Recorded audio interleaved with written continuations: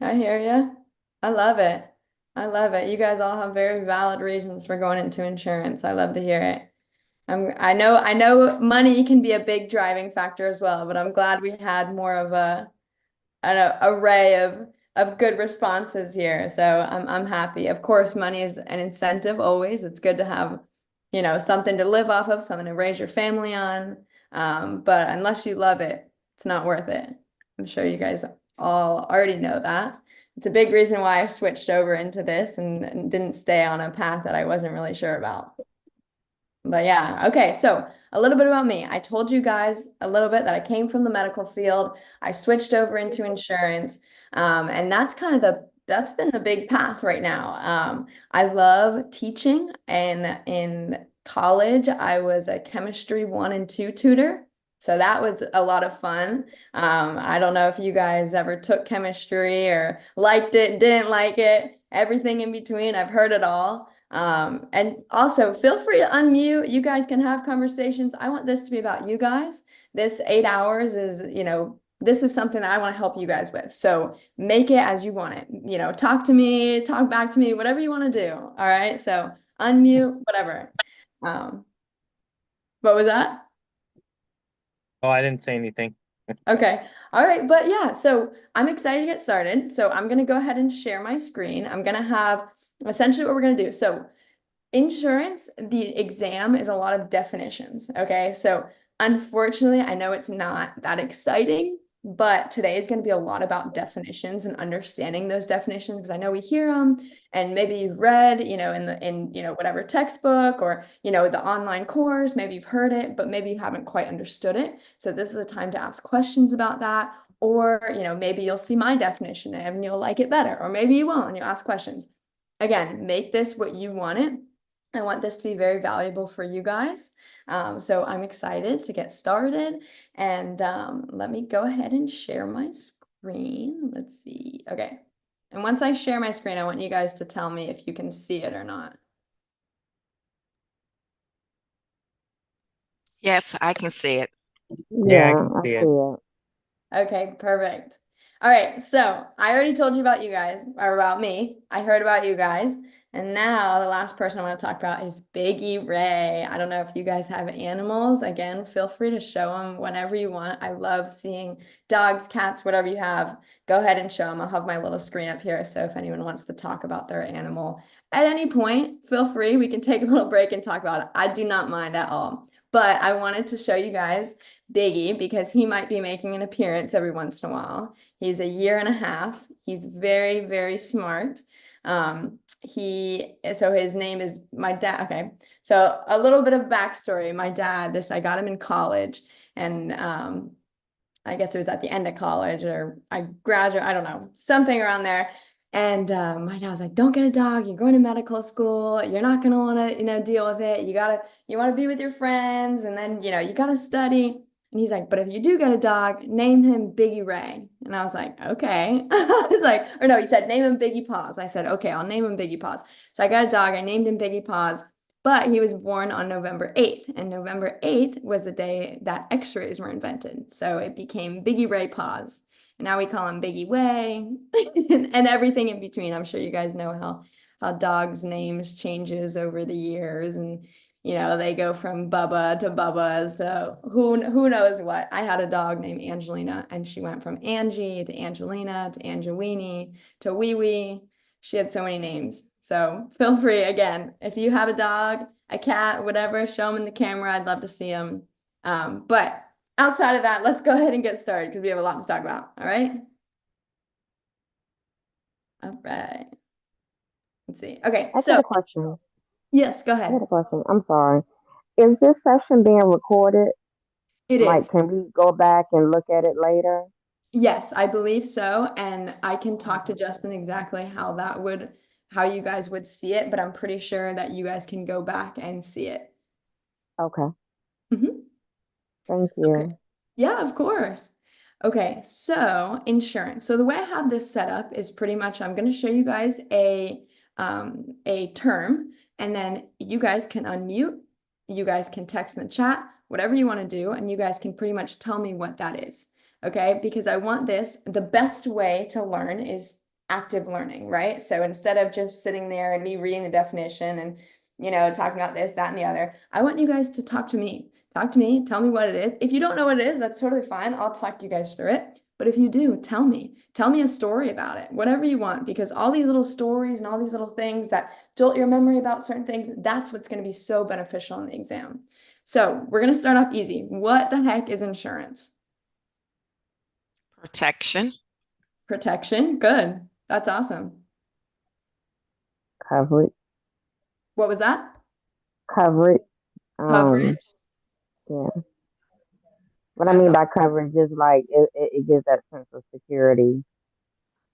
exactly. Um, Sense of but, security. mhm. Anyone else? Okay, so you guys got it correct completely. Okay, so again, when we are working in insurance, this is something that you guys are going to be selling in a way, right? So all of those things are great words. They're great buzzwords to kind of tell people when you're working with them. Hey, this provides coverage for you. This provides security. All those words that you guys said are amazing. So stick with it. So again, this is very basic. We're starting on base level. So it's the process of managing risk by pooling resources or accumulating funds to cover potential losses. Okay. So the way that I like to talk about insurance or think about it, it's kind of an interesting concept because if you think about it, insurance, let's talk about life insurance. Okay. So life insurance, let's say I'm buying life insurance. I'm betting that I am going to die. Okay. The insurance company is betting that I'm going to live. So isn't that kind of a crazy concept? It's like I'm betting that I'm probably going to die before this age, and then that means my beneficiary will receive certain amount of funds. But the insurance company says, no, no, no, we trust the way that you live and what's going to happen, and we think that you're going to live. And that's the way that the insurance company will make more money, right? If you live and you kind of outlive their idea of sorry, if you live, yeah, through the whole, time, it depends again. We'll have to get into it because anyway, it's the idea of betting against yourself. And then the insurance company is betting for you. Okay. So again, kind of a weird concept to think about, but that's kind of where we're going to start. Okay. Any questions on that? Any comments? No, but the way comment. The way you broke that down, that clears up a whole lot because that really do make sense. In order for the Good. insurance to make money, they're betting that you're gonna live a long time so they can keep getting those monthly premiums. Exactly. So I get it. Okay, thank you for that. Of course, of course. Again, I'm here to make it easier for you guys. I know I ramble a lot, I can talk a lot, but hopefully you get bits and pieces of what I'm saying, and hopefully it brings a few things together. So, all right. Any other comments, questions about that?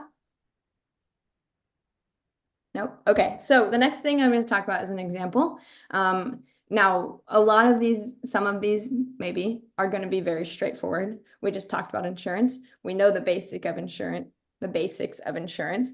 But for an example, it's a group of individuals, each pays into a small amount into a shared fund every month. Okay, so if one member experiences a significant loss, such as, damage to their property, their health, anything like that, the funds are used to cover the costs. So can someone tell me the benefit of a bunch of people coming together and putting all their money into one lump sum? What is the benefit of that? What is the benefit of that for, let's be more specific. What is the benefit of that for interest? Did that make sense? Would it be like more what I'm trying to say, like more money in the pot where it can be I don't know, like dispersed evenly, but everyone is getting a bigger share when they join all together. I mean, Bingo. you see what I'm saying? I mean, I know what I'm trying to say, but I can't get it out. I hear exactly what you're saying. You got it exactly right. It's pretty much when there's more money, there's more interest, right?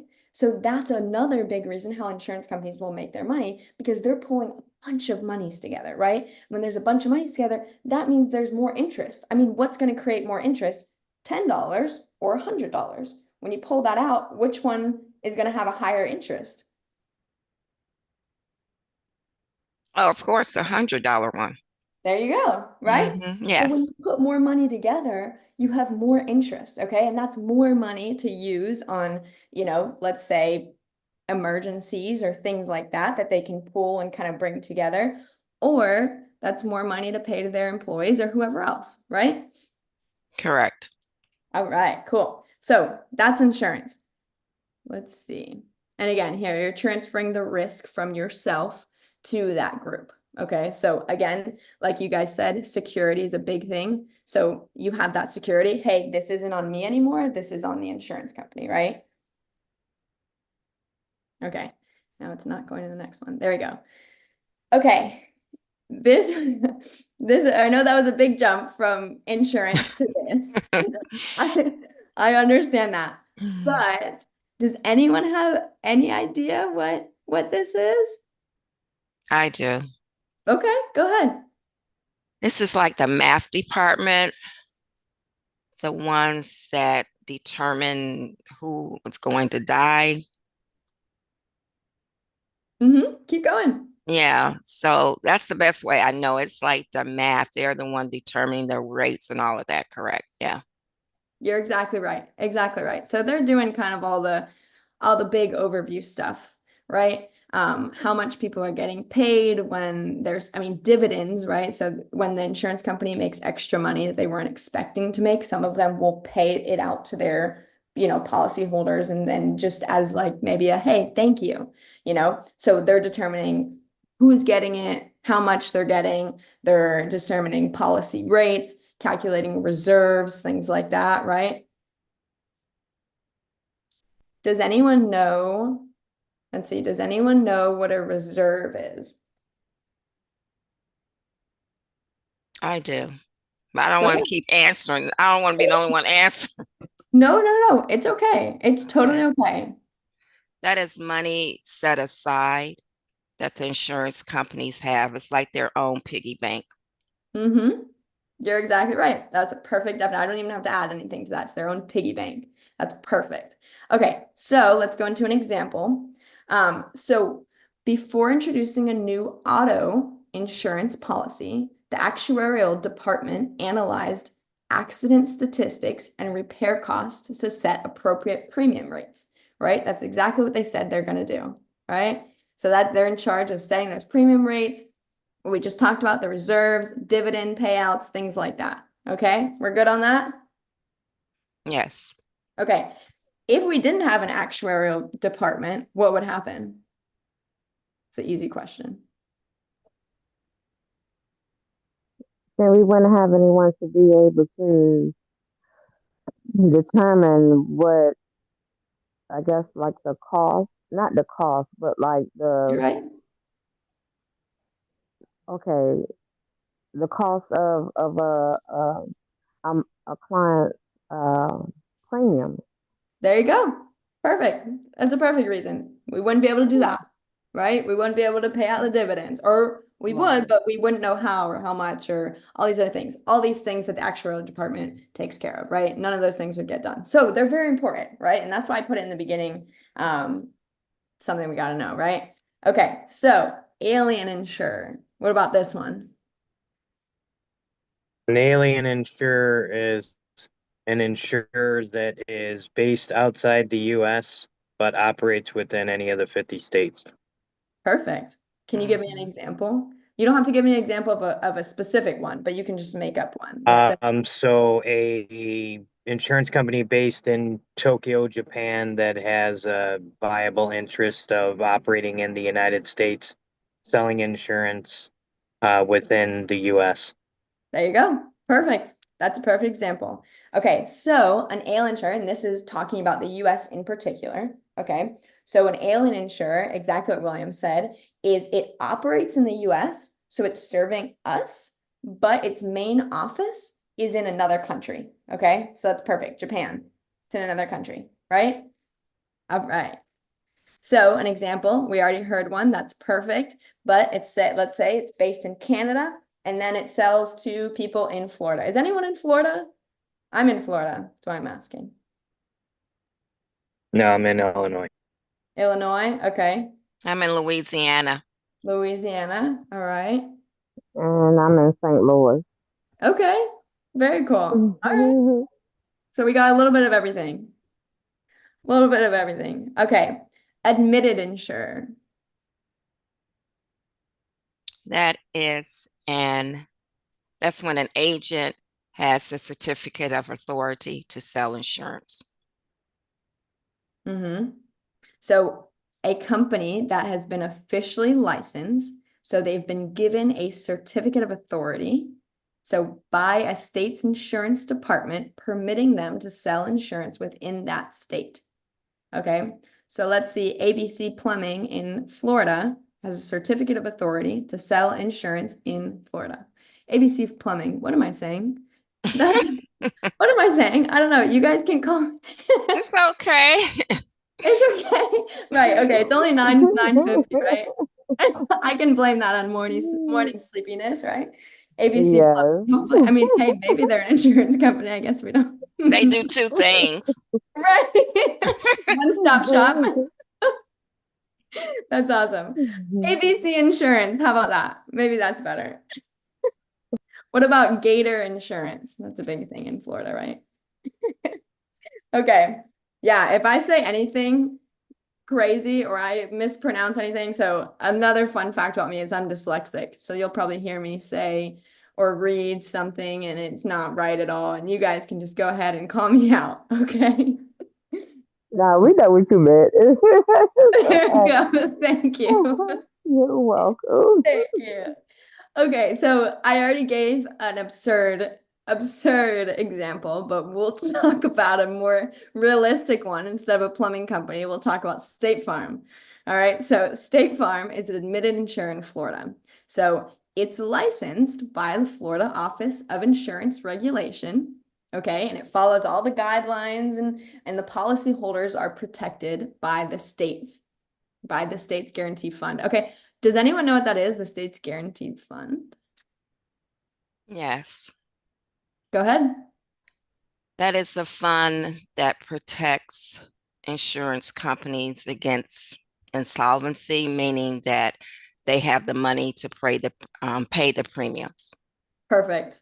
That's exactly right. So let's say they run out of money. Let's say something happens and the insurance company goes crazy. Well, it's okay. You'll still be covered because the state's got you covered. Okay. Does that make a little bit of sense? Yeah, it does. Okay, perfect. If there's any confusion at all with anything, please stop me. Again, I want this to be beneficial to you guys, not just me talking about ABC Plumbing or whatever else, right? Okay, now I'm trying to see. I want to make sure that no one else came in because I think it's just you guys. Okay, so if anyone sees, can you guys see who's in the group or no? Let me check. No, I can't see it. Mm-mm. Okay, well, I'll have to figure out how to check then. So I'm not exactly sure. I can't even see you think they'd have this figured out now? I mean, when did we all go on Zoom? 2020? It's been 5 years. I can't see the friggin' chat box. Where? Okay, if there's a chat, someone tell me. Okay, what is a broker? We're going back to the basics. What's a broker? A broker is the one that represents the insurance. No, a broker is the one that represents the agent. Perfect. Yeah. Do they? Sometimes I got that mixed up. Yeah. I had to say it out loud. Yeah. There you go.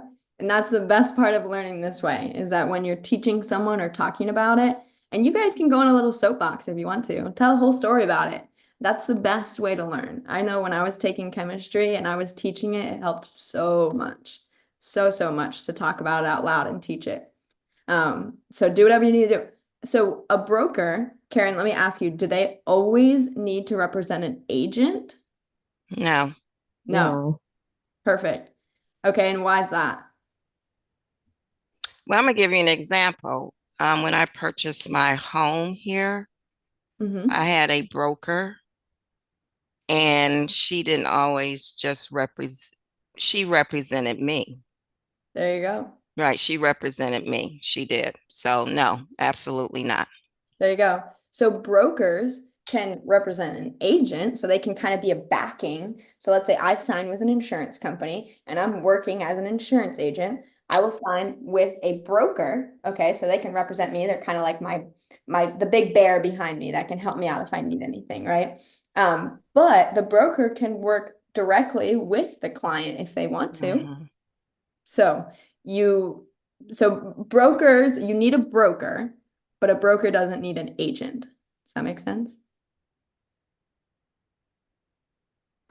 I'm gonna go with yes. Yes. Heck yeah. Okay. Does anyone else want to give an example? Again, I want this to be about you guys. And when you talk about an example and you teach it to everyone else, it'll help. Just already gave the one in real estate. Yeah. So that's the only one that I can think of. Yeah. Okay. All right. Perfect. So we'll go on to the next thing. So you're exactly right. Works independently, represents their own interests and those of the client or customer. Okay. And they can have an insurance agent below them, working under them. Okay. All right. So we had an example. We had an amazing example already by Karen, but let's talk about another one. So a person is looking for the best life insurance policy to fit their needs. They hire a broker who works independently, representing the client's interest rather than any specific insurance company. Okay. So a broker, what's really cool about a broker instead of just one single insurance company? That might be a very vague question. I don't know if that'll make sense. Am I repeating the question again? Of course. So what is so great about working with a broker rather than one single insurance company? Oh, you have options. You're You have just not options. stuck. Right. Exactly. Exactly. The broker might be able to offer you, let's say they could offer you Blue Cross Blue Shield, they could offer you Mhm. Aflac, they could sign you with a bunch of different things, and you kind of can combine them together to make something that's perfect for your client. Okay. So that's what's so cool about working with a broker rather than just signing with one single insurance company.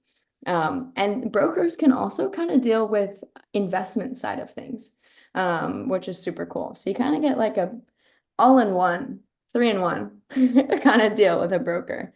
Okay. So it represents the client's interest rather than any specific insurance company. If you have a broker that's telling you, hey, you have to do this, you have to sign with this company, like this one's the best, all this stuff, they are there to advise you and tell you, hey, I think this might be best for your interest. But if they're very pushy about a singular insurance company, maybe look at kind of outsourcing and kind of finding someone else, maybe, because they should be representing your interests and not a specific insurance company for their own monetary gain, right? Um, so let's see. Let's go to the next one. Wouldn't an agent doing that or a broker doing that kind of fall under the guise of twisting, trying to like falsely state certain things to try to get somebody to sign up for something that they really don't want? Right. Right. That can be exactly right. That can totally happen with a broker because they might get a financial incentive for signing someone up with one company over the other. Did that answer your question? Yeah, yeah. I was Perfect. just yeah. Perfect. And William, I'm so happy you brought that up. That's a great way to tie in another definition to this. That's another thing. If you guys are like, hey, that reminds me of this, go ahead, bring it up because it'll kind of, again, when we connect, when we create these neural connections between things and we're in the exam and we're taking it and we say, oh, I remember this one thing connects to this. And that's why, you never know. Your brain makes connections out of crazy different things. So even remembering it in a crazy way, whether that's using a bad word or whoever, whatever else, that can be so beneficial when you're taking the exam. I'm not, telling you to use bad words or anything like I'm not telling you, but if that helps you, I'm not going to demonize it either. Okay. So captive insurer. This one might be a tough one. Like the parent company. It's like I'm the parent and my children are the other companies. Mm-hmm. That's perfect. Okay, so an insurance company owned by the companies it insures. Okay, does that make sense? Are we on the same page so far? Yeah. Okay, so Yeah. what was that? Oh no, I was just agreeing with you. I was saying, yeah. Yes. Okay. So an insurance company owned by the company it insures. Okay. So it is created specifically to insure the risks of its parent companies or company. Okay. It is in the form of self-insurance where a company sets up its own insurance company. Okay. So let's say an insurance company, let's say it's, I don't know, let's say acrobatics. Let's say it's ABC Acrobatics. Okay. And what they do is kind of out of the realm of what insurance will cover. Okay. And let's say they're, large company.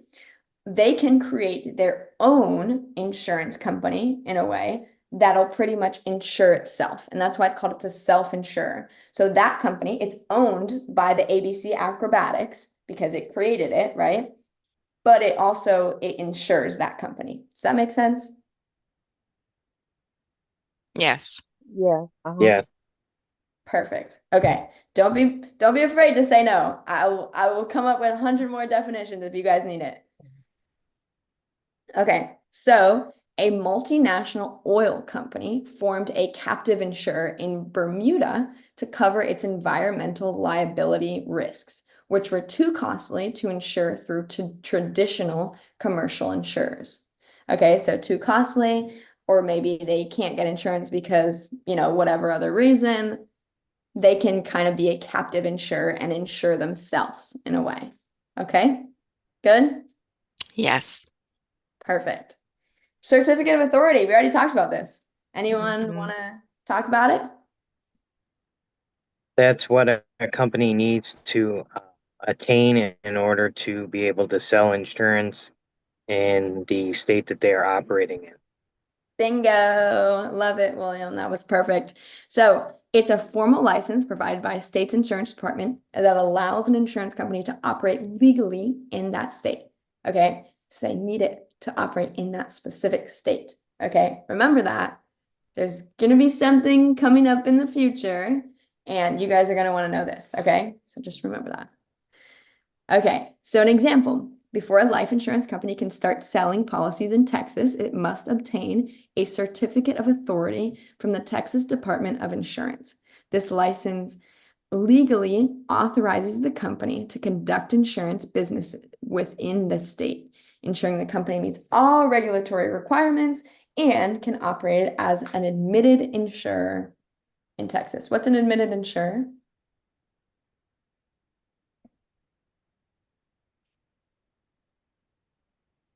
Can anyone use context clues to figure out what it is? When you say what it is, I mean, I'm not really clear on that. Maybe it's me. So what classifies a company as an admitted insurer? Does that make more sense? They've been admitted by their state. Good. That's it. Okay. Simple as that. Perfect. Okay. Claims department. What's the claims department? That's where we file our claims. So when That's something happens, that's where you file the claim, go through the process so you can be paid for the unfortunate loss that you've experienced. perfect. That's perfect. Okay. So the department responsible for handling the processing, investigation, and payment of insurance claims. Okay. Some insurance companies don't like to make the payment of insurance claims, and you have to fight them for it. But we're here, and I hope all of us in this room are here for the benefit of people, right? So we want to do the right thing. So if we ever get into a situation where we come across a person that's filing a claim and the insurance company is being this, that, or the other, and I'm not trying to fault any insurance company, but Mhm. Sometimes you got to push them a little bit. Okay. So I would hope that everyone here will do the most to fight for their people that they are representing in a way, right? Okay, so I want to make one more comment about this one, certificate of authority. So just so it clarifies everything, you need a certificate of authority to operate in that state. Once you get that, you are an admitted insurer because you have the certificate of authority. Does that make sense? Yes. Perfect. Okay. Yeah. Perfect. So, an example. After her car accident, Maria contacted the claims department to file a report and begin the process of receiving payment for the damages. I had to do this probably a week ago. Mm. I know I was in a fender bender on the highway. And I had to go through and do the whole claim and, it's actually pretty easy now. I think a lot of companies have it online. Mm-hmm. Go in there and type it in and, send the picture and whatever else. But obviously it's frustrating because rates go up and everything else in between, right? So Correct. there we go. All right. Let's go on to the next thing. Divisible surplus. I don't know that one. Okay. Anyone else? I know it has something to do with money, and it sounds like it has something to do with a abundance of money, an overage of money. Let's see. Term first. So if I encourage anyone else to read this definition and then explain it to me using their own words. Okay, just give me a second.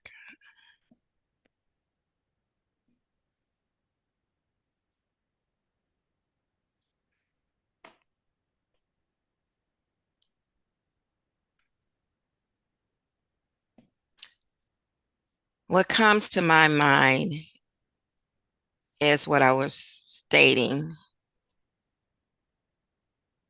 It's the dividends regarding, the only thing I can think of with participating companies is the dividends that they give the insured. Mm-hmm. That's the best I can get this out to explain it. Okay. But the word divisible, that throws me. I never saw that term before, divisible. So divisible surplus is just think of it as like the extra funds. So at the end Okay. of the year, at the end of the quarter, whatever, the insurance company has some extra funds because maybe they made really good investments that year. Maybe Mm, who knows, right? okay. So they have extra funds. And again, as a thank you, maybe they'll send it out to their policy owners. There are specific types of companies that will do it and specific ones that won't. It'll go to the policyholders or it'll go to the stakeholders, so there are those kind of little things. But for the most part, if an insurance company has extra funds, sorry, I'm pulling in my computer, it's got to die. It'll be divided up and given to the policyholders again as just a thank you. Hey, we made some extra money. Here you go. So it's like a little reward. It's a reward. Exactly. And not all companies do it, but some will. Okay. Thank you for clearing that up. Of course. Does that make sense to everyone else too? Yeah. Okay. And again, this money it's after they use it all for their operational costs. We talked about reserves, right? The money they need to set aside just in case anything happens. So reserves and other, business things. After all of that, they'll pretty much give the money Could out. that also be likened to like a profit sharing where the company sets aside after they go through their earnings for the year, what it's going to take to operate for the next fiscal year, and then whatever remainder is left over gets divided amongst the employees. My old company I worked for had a profit sharing, and that's what they did after the next year started the following year, whatever they made in the previous year, after they deducted the operating costs to run the business, then each employee got an equal share of what was left over deposited into their profit sharing account. Perfect. William, perfect. That's exactly what it is. That's exactly what it is. And I love the connection to profit sharing. I love it. That's exactly. And another way when you're looking at this, you can say divisible surplus. Okay, divisible, divide, surplus means extra. So they're dividing up the extra money. Okay, so when you look at it, the words, the term tells you what it is. And William, I love it. That's a great example. Great example and connection. Okay, so at the end of the fiscal year, just as William was saying, the mutual insurance company reviewed its profits and used the divisible surplus to issue dividend payments to policyholders. So a dividend payment is the actual payment that they're going to give you. Okay, so they have a divisible surplus and then they'll give out dividend payments. Good? Yes. Perfect. All right, domestic insurer. So we talked about alien insurer. Now we have domestic insurer.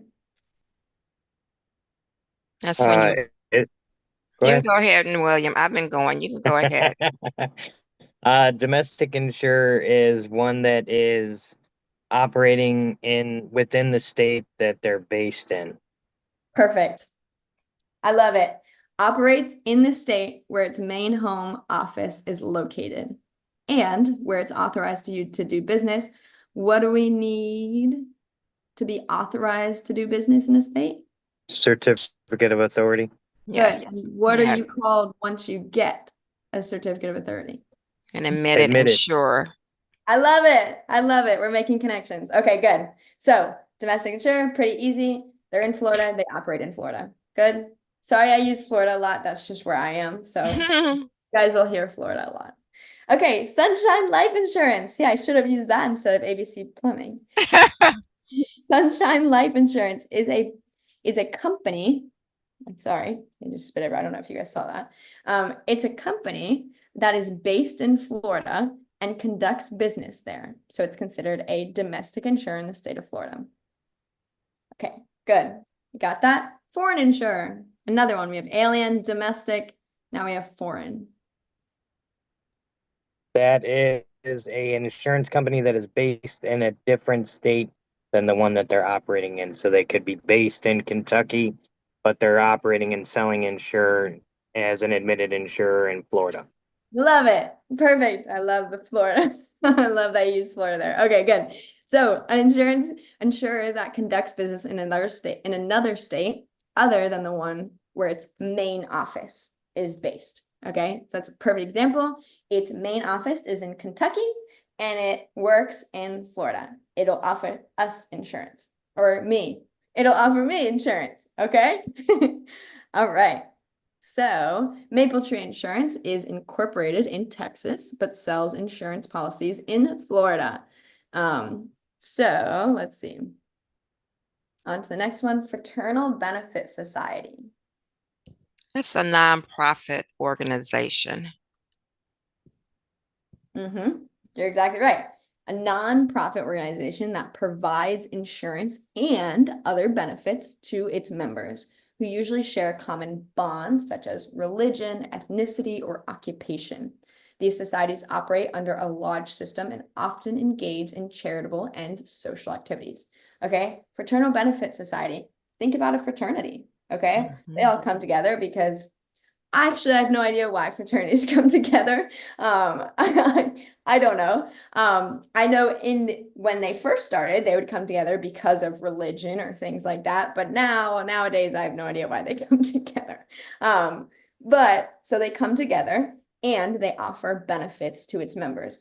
What's a benefit that we just talked about? William gave a great example of it. Regarding. I don't want to give it away, but he talked about a place that he used to work that used to do this. Oh, the profit sharing. Right. Yeah. Okay. Benefits to its members. All right. So perfect. Everyone understand Fraternal Benefit Society? Think about a fraternity. Yes. Good. All right.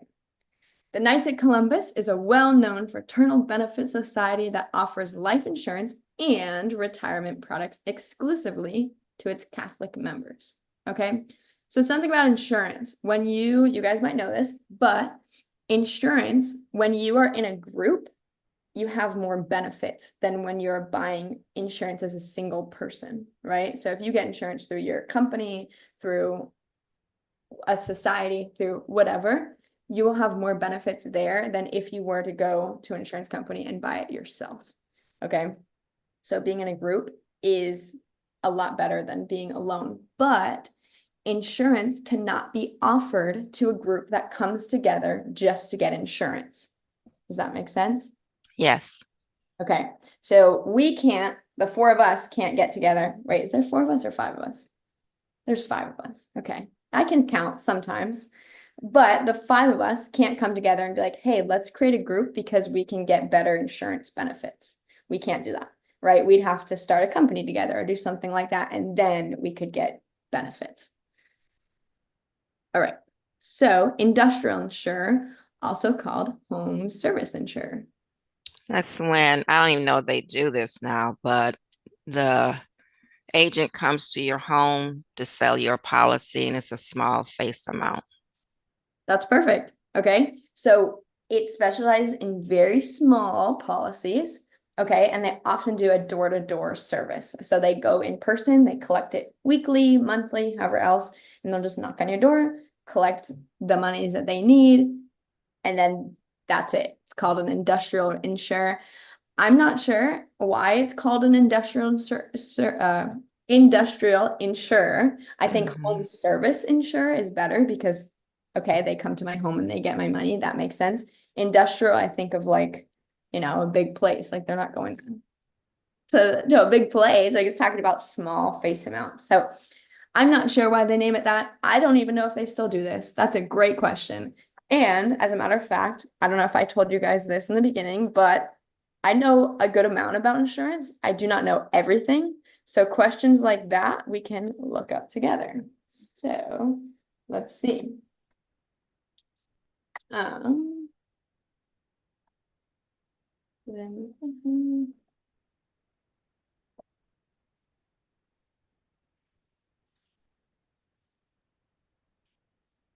Okay. Yes, they still exist. Really? Wow. In this day Ooh, and age. Okay.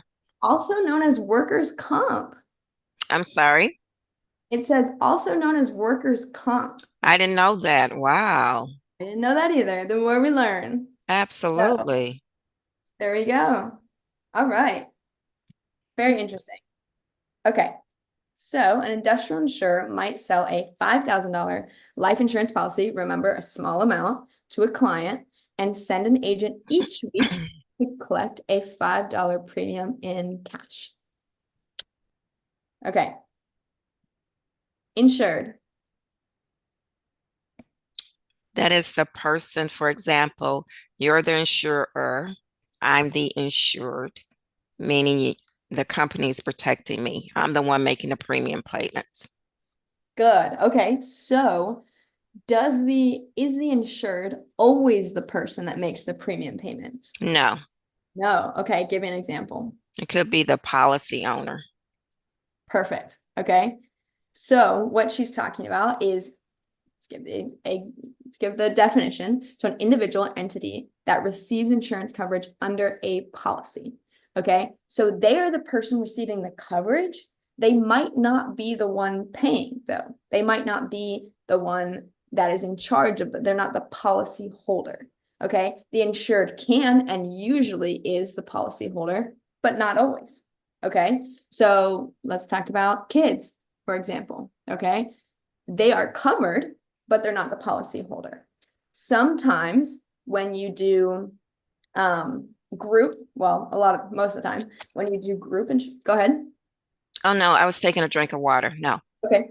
So whenever you do group insurance, okay, so let's say I get insurance through my work. Okay. So whenever I go get insurance through my work, let's say the CEO is the policy holder and we get certificates.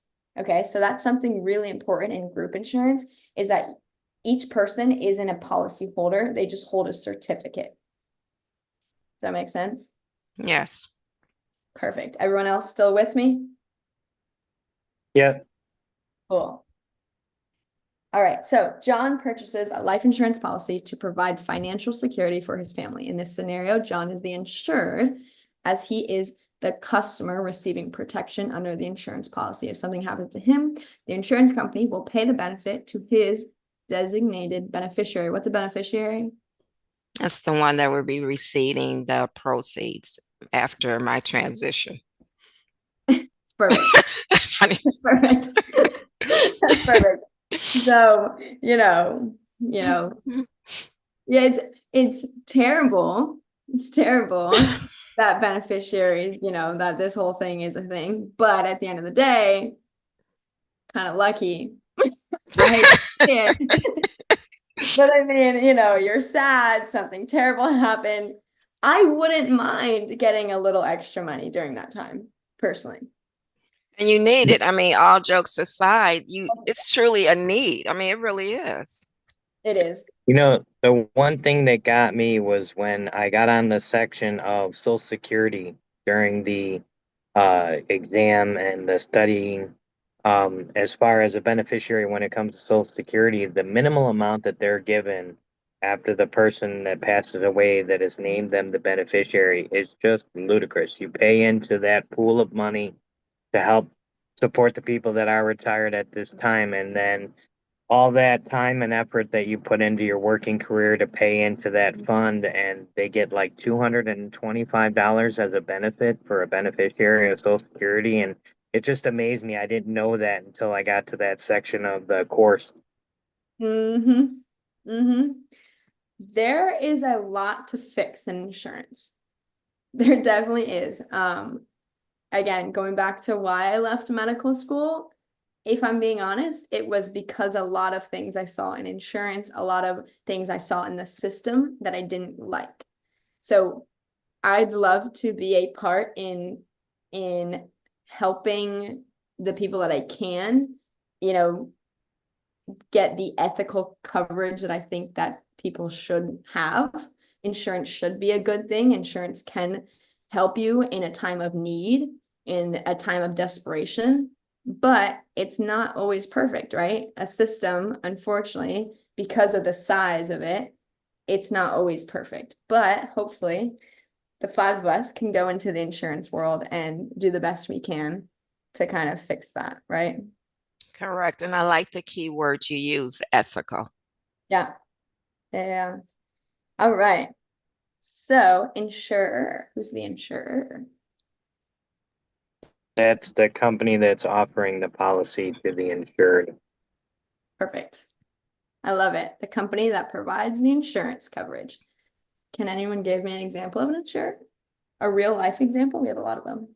Well, there's ABC Plumbing that I know sells insurance. All right. Mhm. Maybe I should start that just because. Mhm. I'd be like, what do you do? Like, I don't even know. I don't even know. Claims paid while you wait. Right. Right. I love it. All right, I'll take it. All right, so when John buys a life insurance policy, the company that issues the policy and agrees to pay out the benefits in the event of his death is the insurer. This company is responsible for providing the insurance coverage and managing the risks associated with the policy, right? We're giving them the risk. I don't want to take on the risk of whatever is going to happen to me in my life. I'm giving it to the insurance company, right? Correct. Lloyd's of London. They are like a marketplace for all different types of things. So they're not just one set thing. Perfect. Perfect. So it's not an insurance company, but it's a marketplace where individuals and companies come together to underwrite unique or unusual insurance risks. Okay, so we have a lot of outlined rules and laws about what can be covered, what can't be covered, all this stuff. But there are how many people? Like 7 billion? Oh, maybe a lot more now. I don't know. I think I heard that when I was in like middle school. Maybe there's more now. I don't know. But there's so many people, right? Which means there's so many other risks and weird things that we've probably never even heard of. Okay. So we need something for that, right? When you're a little bit unusual and unique, which we all are in our own special way, a lot of us will still fall under the usual category, but some of us may not, okay? And Lloyd's of London is a great way to kind of go there and figure out what we need, how we need it, how we're going to get it, okay? What is underwriting? That is the person that determines if you're going to be insured or not through your history, medical exams. They do all of that. Perfect. That's exactly right. And in my case, just to give a real life example, I had to go through underwriting because they needed to see if I'd be responsible enough to have a mortgage.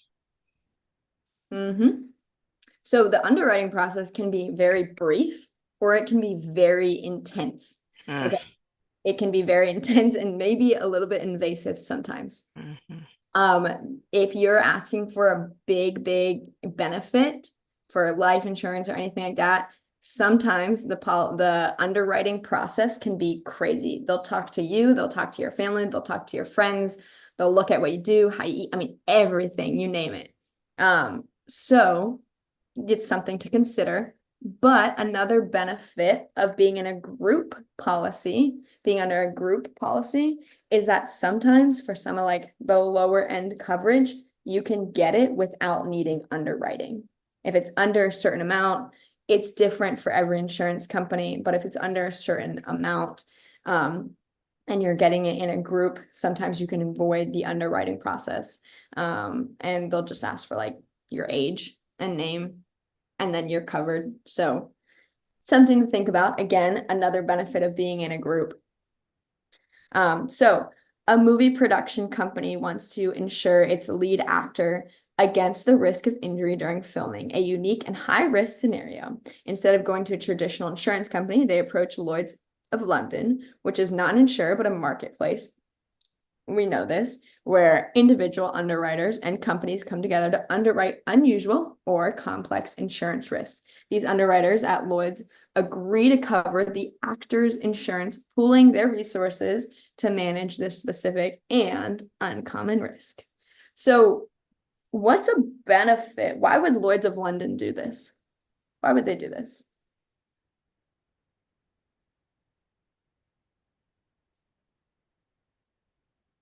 Anyone know? I think it would allow them to be able to bring in business from all different areas instead of just selling insurance for a specific parent company. Yeah, perfect. That's a great reason. That's a great reason. Another reason is, hey, maybe they get to charge more because there's no rules or laws on it, which is kind of terrible to say, but at the same time, they're also insuring something crazy. So maybe they get to charge more. Maybe you're exactly right. They're just wanting to offer more. Maybe someone had a specific real life personal example about where they couldn't get coverage for something, and now they're very passionate about it. Another great reason, right? That's how a lot of insurance companies start. I don't know if you guys are into history or like history, but I know Aflac. It started, I think back in 1955, and they started it because the brothers saw their father die of cancer, and they pretty much saw how not having insurance. So Aflac pretty much pays you, okay? So instead of, paying the provider or anything like that, they saw a need for wanting to fill in the gap. Okay, I know you'll probably see that a lot in their videos, but essentially it pretty much fills in the gap, so it pays you. So because you still need to put food on the table, pay for gas, mortgage, whatever else. Okay, so they pretty much saw a need and they filled it. And that's why a lot of insurance companies start. Okay, so another on my soapbox. I encourage you guys to do the same. Oh Okay. no, that was good because I never knew that about them. Wow, that's really Yeah, touching. Wow. yeah. They saw it firsthand. Mm, So and again, that's just Aflac, but a lot of them started because of a reason that was very, specific to them. Not all, right? Some of them just mm-hmm, said, hey, I know insurance can make a lot of money and that's what I'm doing, right? mm-hmm. So They're not all like that, but a lot of them will have stories about, this happened and, I needed the help. And again, that goes back to the idea that insurance can be good. Insurance should be good. Correct. We just need to Correct. fight for that and always fight for that. And that's in everything, Again, Right. thinking about how many people are on this planet, we always need to fight for what's good because there's always going to be good and bad in everything, right? Okay. Correct. So multi-line insurer. That's when you have different options, like it's not just all state, you may have Pioneer, Gerber. Perfect. That's exactly right. An insurance company or independent agent that offers a wide range of insurance products, allowing businesses or individuals to address all of their coverage needs in one place.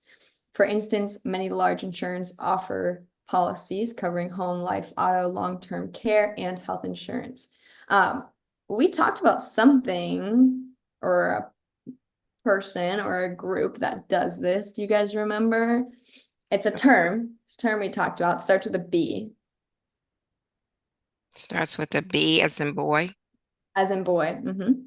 And we talked about it today. We did. Hmm. A very basic term in the insurance world.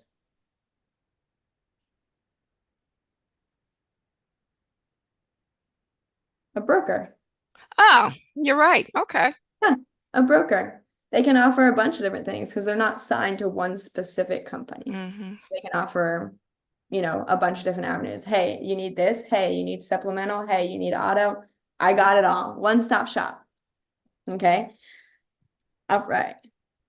Benefit. So what's the benefit? A family wants to simplify their insurance coverage by having all of their policies in one company. So this is something to take in consideration after you get your license, who you guys sign with. Again, I'm sure you guys have your reasons and you guys have your places already, but knowing a lot about everything can be very, very beneficial because you have a client or a person that comes to you and says, hey, I want life insurance. Great, I got you covered on that. Do you also, who covers your auto insurance? Okay, I can help you with that too. So just on the basis of knowing a lot about a lot of things and, being well-rounded, you can be a one-stop shop to a lot of people. Okay. All right. So a family wants to simplify their insurance coverage by having all their policies with one company. They contact a multi-line insurer that offers a variety of insurance products, including auto, home, life, health insurance. By choosing this insurer, the family can manage all their insurance needs in one place, benefiting from the convenience and potentially qualifying for discounts for bundling multiple policies together. Okay. So again, something to think about if you guys, are signing with a company. It's good to, have a lot of different things going on. All right. So outside of that, mutual insurance company. What's a mutual insurance company? Kind of goes back to the surplus. What is that? Divisible surplus. Divisible Meaning, surplus. What does meaning, that mean? and I'm connecting it with being mutual insurance companies. Those are one that are participating and you might get dividends. They pay you in advance. You Nice. might. You might. Perfect. That's perfect. I love the connection. Okay. So it's an insurance company that is owned by its policyholders and not instead of its stockholders. Okay. So any profits the company makes are either reinvested into the company or returned to the policyholders, often in the form of dividends or reduced premiums. So I love the connection here because that's a mutual insurance company. Remember, I said this will happen with some insurance companies and not others. But a mutual insurance company is a perfect example of this. And I'm so happy, Karen, that you made that connection. Because again, that's going to be very, very helpful during the exam when you can make those connections. But perfect. So if they have extras, they'll give it out, right? Or they'll reduce your premiums. It's just extra benefits. All right, so benefit. If you have a life insurance policy with a mutual insurer and the company performs well financially, you might receive a dividend at the end of the year. After years of being with a stock insurance company, Sarah switched to a mutual insurance company because she liked the idea of sharing in the company's profits through annual dividends. Okay, so there was a question I wanted to ask. Let me see. how will the insurance company perform well financially? How, how does an insurance company perform well financially outside of getting new policyholders? I'm guessing the only thing I can think of was everyone's pays their premiums. There are no chargebacks. I don't really know. I'm just guessing. Sure. Okay. That's a great. So that's a perfect example. Another one would be they invest, right? So they Okay. invest. We talked about it before, they invest, and if they invest very well, they perform well financially, and then you might get extra finances at the end. But let's talk about chargebacks, okay? Because that is something I did not know when I was first going into insurance. Okay. Does everyone here know what chargebacks are? I do. Okay. Do you want to go No, ahead? You know them too? no, I don't. Okay, let's explain them because this is definitely something to consider whenever you start working. Chargebacks are, for example, I decide to cancel. You have just written me this fabulous policy and I cancel. And of course, it depends what company that you're going to be on, how that reflects you financially. Mm-hmm. That's exactly right. So some companies will actually make you pay them back for the chargeback. So at the end of Mhm. the year, you'll have to write them a check. Okay. So again, something to consider when you start working as an agent is that you can sign a bunch of policies, which are great, but let's say people don't keep them the full year, right? You sign a policy, you make a policy, it lasts for a year. Let's say they don't keep it for a year, they cancel after 5 months or 6 months or 3 months. At the end of the year, you're gonna have to pay back the premium. Um, you'll have to pay the insurance company back for that. So again, something to consider. That was something that I was a little bit bamboozled about when I first got to the into the field because I was not expecting it. And again, that's something that can throw you off a little bit if you're not expecting it. All right, so a non-admitted insurer.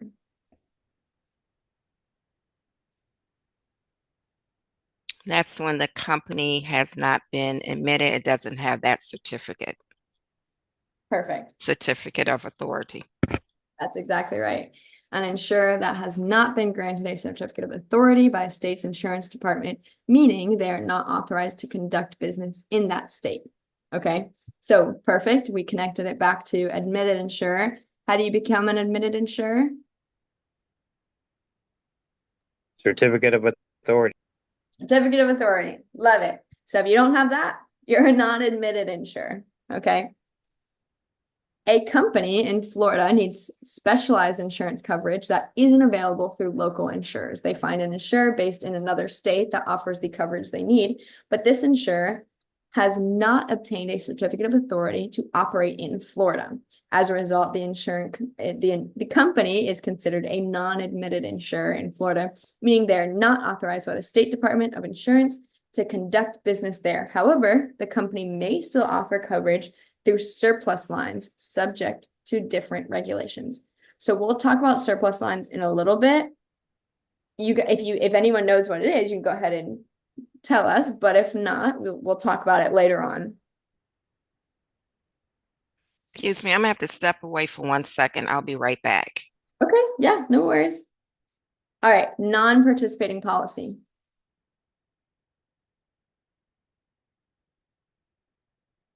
So again, I encourage if you don't know what it is, read this definition and then explain it to me in your own words. If you would like to. If you don't, just say no.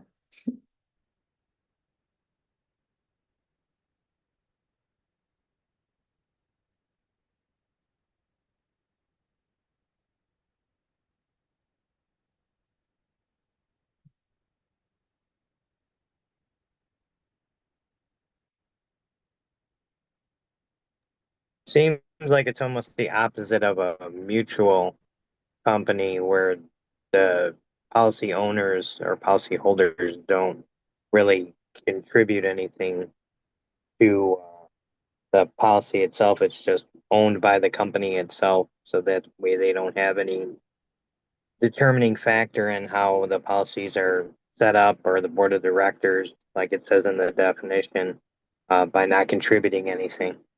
Good. That's perfect. That's a perfect way to think about it. Okay. So you're not participating in it. That's the best way to think about it. Okay.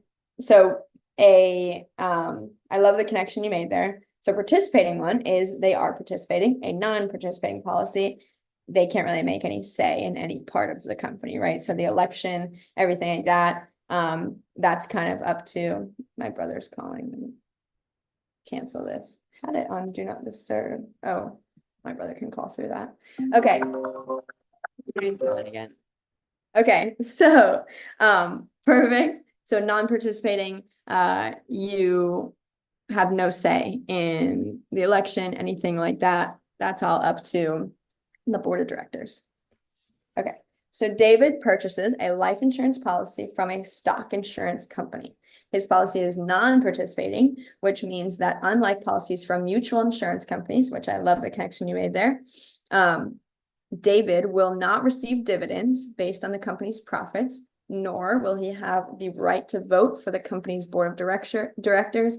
His policy provides the agreed upon coverage, but without any additional participation in the company's financial decisions or surplus distribution. Okay, so no other benefits other than the ones that are signed, when he initially signs on to his policy. Okay, a participating plan, we just talked about it. So what is a participating plan? That is one where the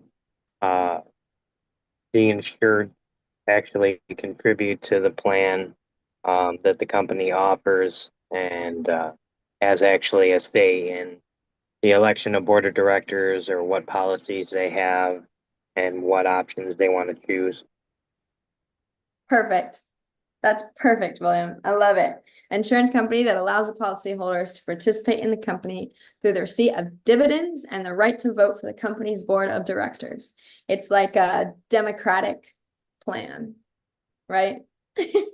You have the right to vote for who is the board of directors, and you can receive dividends. So I guess maybe not fully.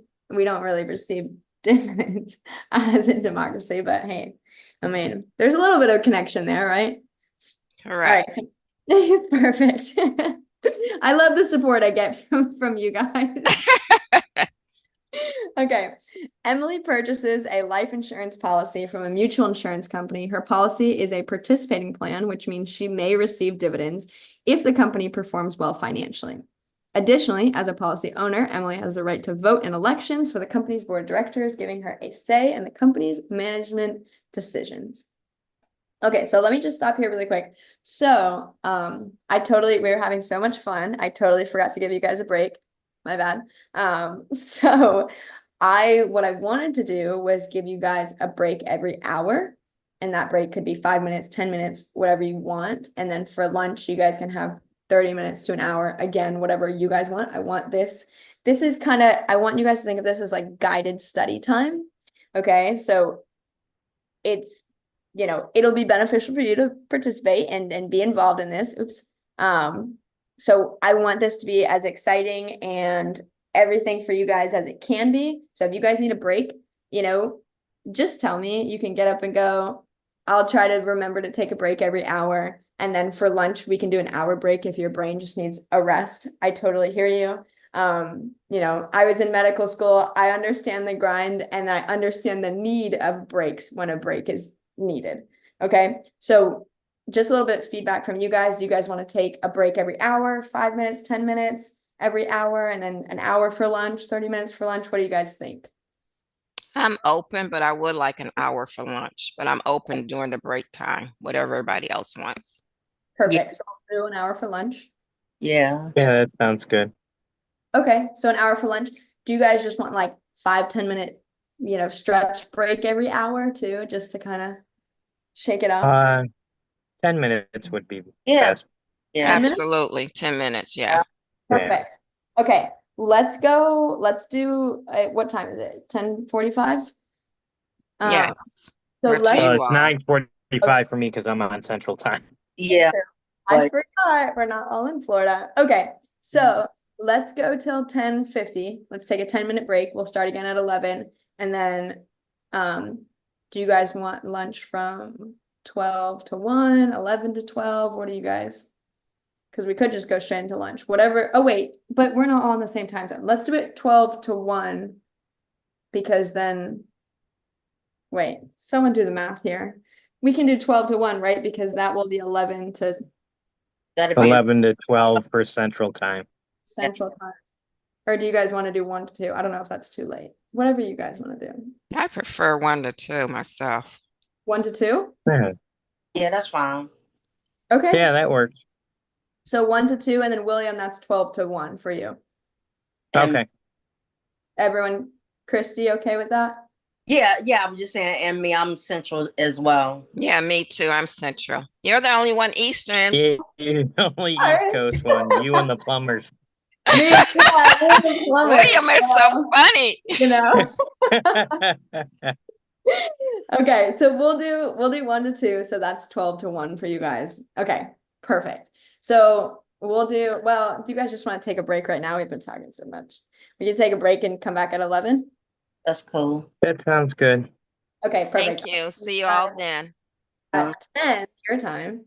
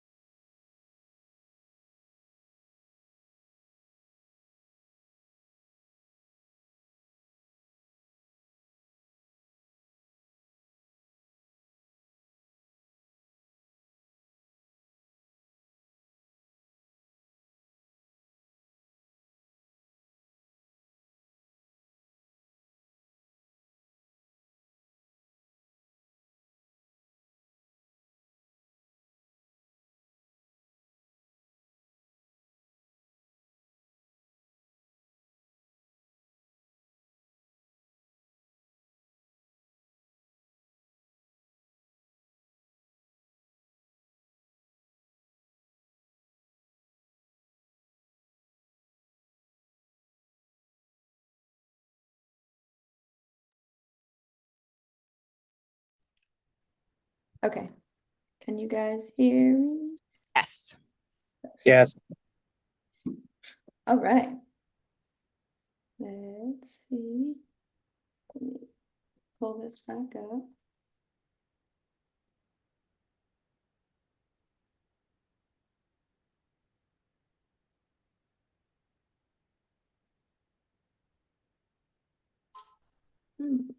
Oh, there it is. Okay. Share. Okay, so at 10:50 your time, someone tell me to be quiet. Just like, be quiet, we're going on break. I can set an alarm. Oh, dang it. It started it all the way from the beginning. Oh, play from current slide. So someone can just remind me, or if let me just set an alarm. I'm not taking advantage of y'all's time. Okay.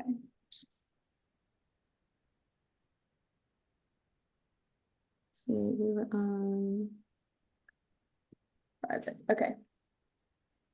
Okay. So going back to where we started or ended off of. Okay, so private or commercial insured. Anyone know what this one is? An That's insurance company privately owned? So, let's do this. So, owned by individuals or groups. Okay, so you were pretty much on the right path. Sorry, and how do you say your name? Lakia? IKEA. Okay. I'm so sorry. I saw that you came in and I had you on mute. So I apologize for that. I hope you didn't It's feel too okay. excluded from the group. It's hard to see in the in the presentation Zoom form who's coming in, who's going, who's saying what. So I really apologize. I did not mean to keep you on mute the whole first half of this. It's Uh, okay. but you're exactly right. So they're owned by individuals or groups and offer various lines of insurance. These insurers are distinct from government-owned entities.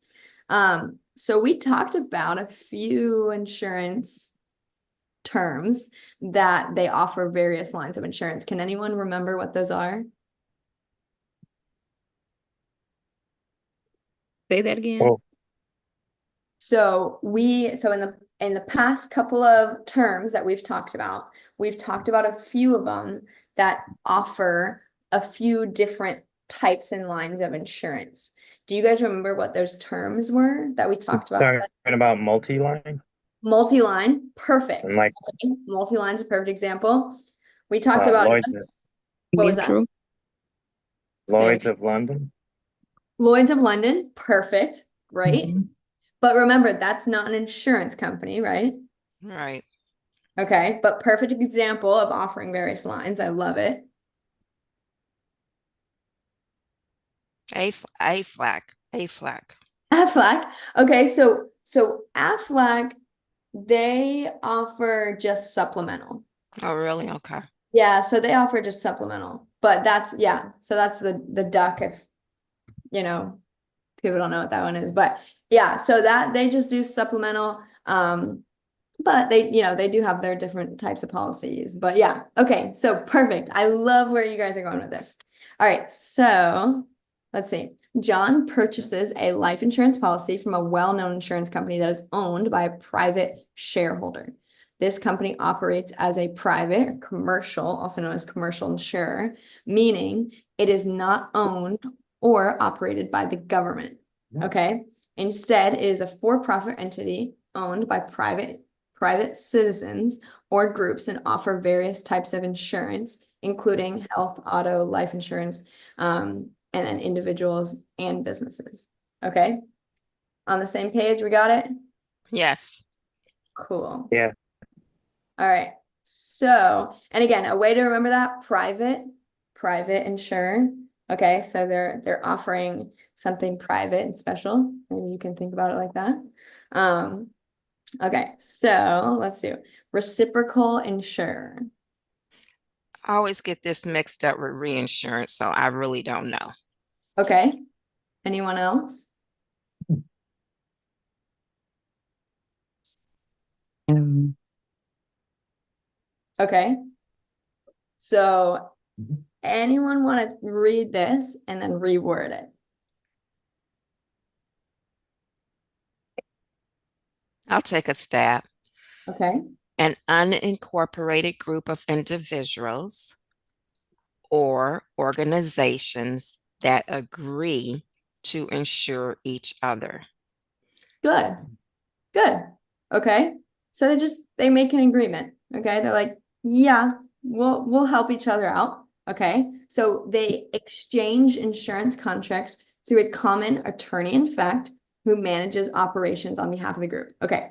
I know that still might be a little bit confusing. So let's break this down a little bit. What is an unincorporated group? Does anyone know what that is? I'm not trying to be funny when I say this, but one that's not incorporated, one that doesn't have a group of people, they're on their own. So you're on the right path. So it's a group of people, but it's not registered as a corporation. Okay. So it's just kind of like a random group of people, you could say. Okay. So, and they agree to insure each other. So what's another thing? In here, we have attorney in fact. What's an attorney in fact?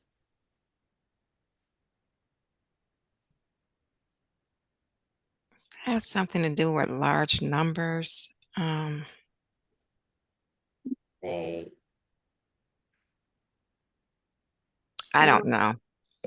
Okay, no worries. I love that you're trying. Again, I love the engagement. So it's essentially attorney in fact, it's a person that's authorized to act on behalf of another person or group. Okay, so large numbers, I see where you're going there a little bit. Okay. We can connect it back to it, you know. But so it's usually they have to do it. So they're like, hey, I will act on your behalf. Okay. So I'm trying to fact. So I will do things for you. Okay. So we can say it like that. To do this, they need a document called, anyone know what it's called? It's called a power of attorney. Does that ring a bell to anyone? Yes, it Yeah. does now. Yes. Good. Okay. So an attorney in fact is someone who acts on behalf. So let's see. I want to buy a house in Texas. I want to buy a house in Texas, but I don't live in Texas, right? I have a real estate agent over there. I don't live in Texas, but I want to buy a house over there. I'm not over there all the time, so I'm not there kind of through the whole process of needing to buy a house. So I might have an attorney in fact. So I might say, hey, can you be over there? Can you be in Texas, kind of overseeing everything and acting on my behalf as if I were there? Okay, so they can do a lot of things for me. I'm pretty much I'll sign a document, it's called a power of attorney. I give them the power and they can act as if they were me. Does that make sense? Yes. Cool. Okay, so to be an attorney in fact, you need to have a power of attorney document. Good? Good. All right. So going back to reciprocal insurer, if we think about it, reciprocal, what is the definition of reciprocal? It's like you do something for me, I do something for you, equal exchange. Perfect. Reciprocate. I do something for you, you do something for me. I love it, Karen. Okay, that's perfect. So it's a group that's not a corporation, but they still agree to insure each other. Okay. So are we on the same page of this? I have to say something because, see, that's why I get it mixed up with the term reinsurance. Okay.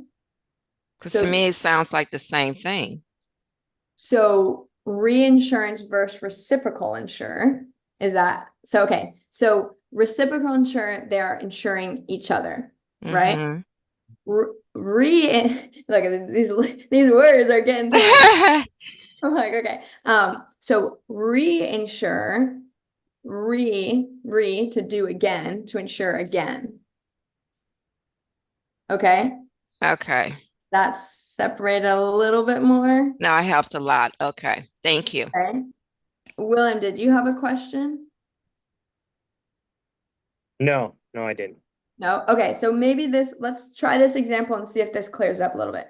So a group of small business owners join together to form an unincorporated organization. They all have their own business. They come together as a group, but they're not a corporation. They're not, together, right? That provides insurance coverage for its members. Each business owner agrees to cover a portion of the risk for the others. This setup is known as a reciprocal insurer, where all members of the group act as both the insurer and the insured, sharing the risks among themselves to protect one another from potential losses. So we talked about the benefit of being in a group, right? Mm-hmm.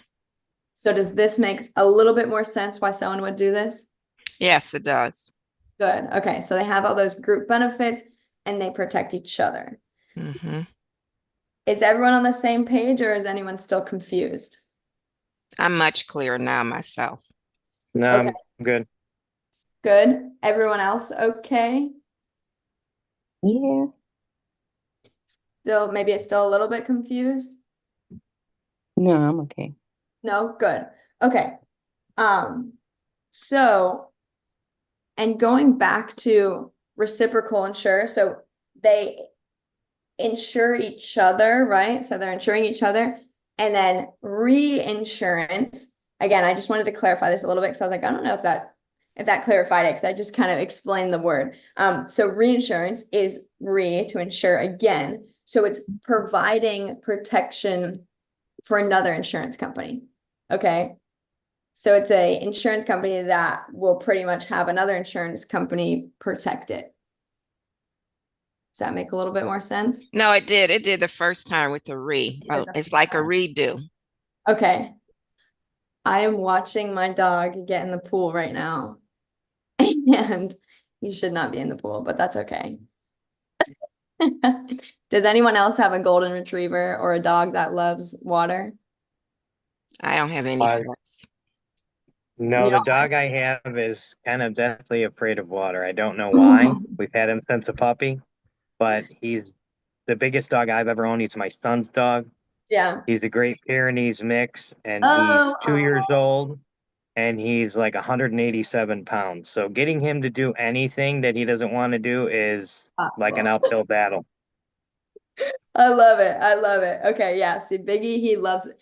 If we are out and I'm walking him and he sees water, I will have to sit down. I know it sounds really crazy and I probably look really weird doing it, but I have to sit on the floor. Otherwise, he will drag me to the water. He loves water. I can't keep him out of the water. Okay, so I'm glad we're on the same page on this. So perfect. Is up next. I love it. Fate. Okay. So, okay. Can someone explain reinsurance?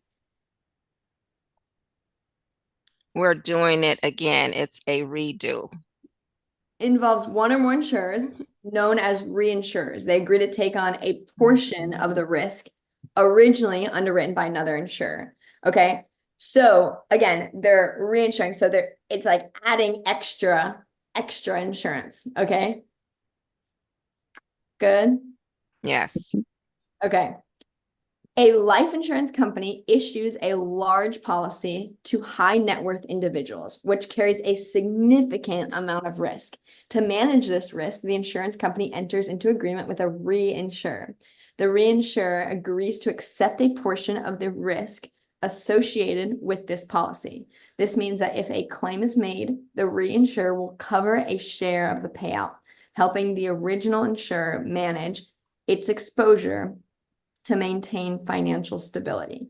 Okay. So when it's so you have insurance, reinsuring. Okay. So it's like, I need more. I need more because who I'm helping is very, very high net worth, very high, whatever. Okay. And it could just be out of safety. Maybe it's not high net worth. Maybe they just need another safety net. Okay. So reinsure is they're an insurance company and another insurance company is pretty much helping them. They're reinsuring them. Okay.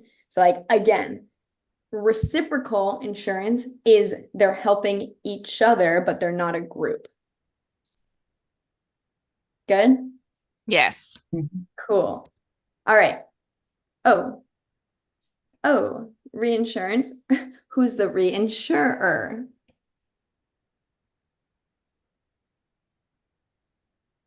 Other The re insurance, and go ahead. go ahead. That's they provide insurance to other insurance companies. Perfect. Yeah, A reinsurer is an yeah. entity that provides a financial backing to insurance companies by assuming portions of the risks that are too significant for the insurers to manage alone. Okay, so it allows them to expand their capacity to underwrite more policies and tackle larger risks than they could handle independently. So, hey, I'm going to take this on, but I'm going to need some help. I'm going to need a bear behind me because I can't take this on alone. Okay, good. Yes. Cool. A life insurance company issues a large number of high-value policies, but wants to protect itself from the risk of having to pay multiple large claims at once. To manage this risk, it partners with a reinsurer. The reinsurer agrees to take on a portion of the risk for these policies, enabling the life insurer to underwrite more policies and protect itself from potentially overwhelming the financial losses. Okay. Because if something happens and they can't support it, what happens? A lot of bad things, right? Correct. A lot of bad things. You don't want to be an insurance company that can't afford to pay its claims. That's Mhm. not good. Okay. Mhm. Again, what is underwriting? Underwriting is the person that will determine if you're going to be approved for insurance, and that's it basically. Good. Mhm. Perfect. To go through an underwriting process, look at their age, name, friends, family. It can be really in depth or it doesn't have to be. Okay. All right. Risk retention group. It's a group of insurers that take on the risk. And I believe they take,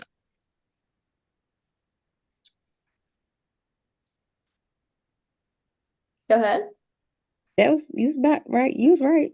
yeah, I was thinking to myself, but after I'm reading the definition, I was thinking they take on the risk. Oh, that is correct. Okay. So Mhm. it's a group of insurers that they take on the risk. It's a group, obviously, because we see the word group, and they take on the risk. Good. Perfect. This is a liability insurance company created by a group of businesses or professionals. Okay. So it's a company created by these businesses or professionals with similar risks to self-insure against liability claims. It is owned by its members. It spreads product liability and other commercial liability among the group members. Okay. So we talked about something like this. Do you guys remember? Where, let's see. So it insures itself. We talked about that. Remember, we talked about self-insurance. Do you guys remember? I'm trying to say it without giving it away. But remember, we talked about a group that can self-insure if the risk is way too crazy. Remember, we had the example of the acrobat. Is that reinsurance? Reinsurance. It's not reinsurance, but good guess. Good guess. No, I love Thanks for it. the support. Hey, I look, don't remember us talking about an acrobat. Did we talk about that today? I mentioned it like one time. I was like, oh, if I'm an acrobat and I need insurance and no one's willing to Oh, give me is that insurance. surplus lines? Surplus lines. Okay. What does everyone think? Yes. Yes? Mm-hmm. Because it's a Okay. high risk that nobody would take on. High risk that nobody takes on. Perfect. Okay, perfect. So it's a high risk that nobody will want to take on. So they pretty much self-insure. So someone explain to me what self-insurance is. I'm taking the risk myself. Mm-hmm. Good, good, perfect. So I can't get insurance. Maybe I don't want to get insurance. Maybe I can't get insurance because it's too high of risk. It's too absurd of a thing to ask an insurance company to do. So I create my own. I insure myself. What is a benefit, but also tell me some benefits and risks of that.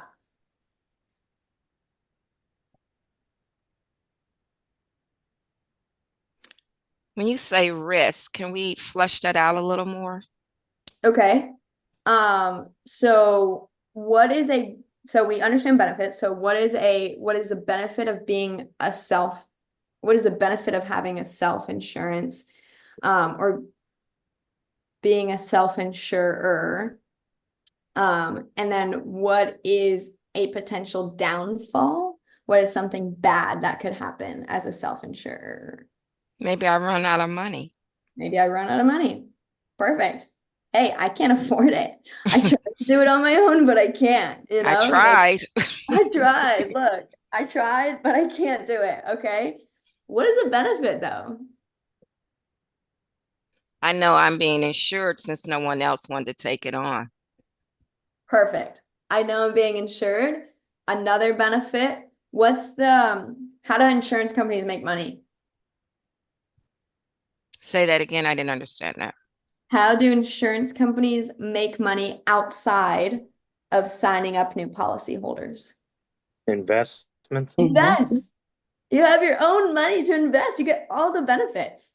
You get all the benefits without having to go to someone else to do it, right? Yep. Good. All right. So after struggling to find affordable malpractice coverage, a group of independent surgeons formed a risk retention group to pool their resources and insure themselves against liable claims. Hopefully, those surgeons have enough money, that if they do get hit with a malpractice or anything like that, they can cover themselves, because those are expensive. I'll tell you what. Okay, self-insurers. What's a self-insurer? I'm insuring myself. I'm taking on my risk. Anyone else want to add to it?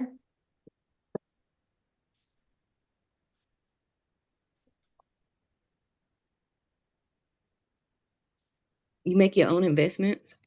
Own investments. Perfect. So they create their own self-funded plan to manage losses that may occur, choosing to retain the risk rather than transferring it to an insurance company. Remember, when we buy insurance, we're saying, hey, you take on my risk. I don't want it. Okay. But with self-insurance, I said, hey, I'll take it on. I think I can invest well. I think I can save, right? This is all about essentially saving. Okay. So that's the difference between self-insurance versus regular insurance. A large corporation decides to handle its employee health benefits internally rather than purchasing a traditional insurance policy. To do this, the company sets aside funds in a dedicated account to cover any medical claims that arise. By creating this self-funded plan, the company acts as a self-insurer, taking on the responsibility of paying for potential losses directly rather than transferring the risk to an external insurance company. This approach allows the company to have more control over its insurance costs and what it covers. Okay. So let's see. When a company does this, they're setting aside these funds, and I'm sure it's great, right? Because they set aside and they see this large bank account of, hey, this is if anything bad happens. But I'm sure what really, really sucks is when they have to pay a claim, because, if it is a large company, great. I'm sure they can afford it. If not, this can cause some potential downfalls, just like the ones we talked about. Hey, I actually don't have enough. I actually can't support this. Obviously, they have a lot of hoops to jump through to do this, because they're not just going to let any old person, hey, I'm going to do it on my own. I think I can support, right? So there's a bunch of things they have to go through, but once they get there, hopefully they have the ability to handle this. Maybe they'll take on a reinsurer. Okay, stock insurance company.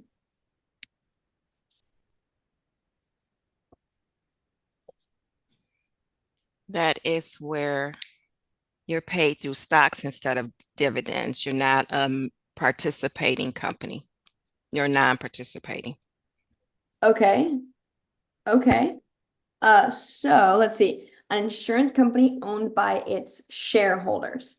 Okay, so it's owned by shareholders, so the people that own the stocks, right? Not the policyholders. So these shareholders invest capital in the company, so they put in money and expect a return in the form of dividends or stock value appreciation. Okay, so they get all the extra benefits. They, the policyholders, they don't get any benefits for being with this.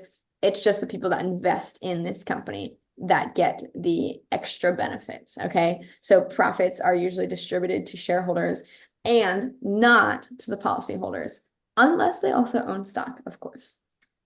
Okay, and again, this can be paid out in check or however. It doesn't have to only be extra stock in the company. Okay, ABC Insurance Company is a stock insurance company owned by investors who purchase shares in the business. At the end of a profitable year, ABC Insurance pays out dividends to its shareholders, even though the policyholders don't receive any share of the profits unless they also own stock in the company. Unlike mutual insurers, a stock insurance company distributes its profits to shareholders rather than policyholders. Someone tell me what a mutual insurer is. Policyholders, and they pay the dividends if you may get the dividends. Good. Good. Perfect. You get a little chunk of the pie. Okay. Surplus lines insurance. Somebody else can answer. I did answer this one a few moments ago. Someone else can go. It's when, no one wants to insure you, it's high risk and they take on the high risk. Good. Okay. So we had this one already, right? So it's, again, non-traditional coverage, okay, offered by surplus lines insurers. It provides protection for unique or high-risk situations that are not typically covered by standard private or commercial insurance providers. Okay. A new amusement park needs liability insurance for its extreme riders. It's extreme rides. But traditional insurance companies consider the risk too high and decline the coverage. The park turns to a surplus lines insurance provider, which specializes in covering unusual and high-risk scenarios that standard insurers won't handle. This non-traditional insurer offers the necessary coverage, allowing the park to operate its rides despite the unique risks involved. And it's typically higher because nobody wants to take on the risk. Exactly. That's something that we talked about. It's typically higher. No one wants to take it on, so they say, hey, we'll take it on, but bring the extra money, bring some extra cash, and then we'll take it on, right? All right. So, underwriting department. That is the department that decides your insurability based on your medical records, situation, and decides whether or not you can be covered. Perfect. Love it. They're responsible for evaluating insurance applications, determining whether to approve or decline them, and assigning risk levels to the applicants. Okay, high risk, low risk, medium risk, standard risk. Okay, these are things that we're going to talk about later on. Hopefully I'm putting some little seeds in your memory as we continue. So you can go back and be like, oh, I remember we talked about that. Okay, so when Jane applies for a life insurance policy, her application is sent to the underwriting department. If the insurance company, of the insurance company, this department carefully reviews her medical history, lifestyle, and other relevant facts to assess the risks of insuring her. Based on their evaluation, they decide whether to approve or decline her application, just like William said. And assign her to a risk classification that will determine her premium. The underwriting process ensures that the company appropriately manages its risks while offering coverage to applicants. Because if they take on a really high risk individual, do you think that they'll have higher premiums, lower premiums, or do you think everyone has the same premiums? Definitely higher. Higher. Okay. If you're a high risk individual, you will have higher premium costs. Okay. I don't know if I can say this, but my brother was a very exciting child. He was a very exciting child, especially with his driving career early on. He's very calm now and he's great, but in his early years, his insurance, his car insurance, was more than my mom's, my dad's, and mine combined. So he did some damage there.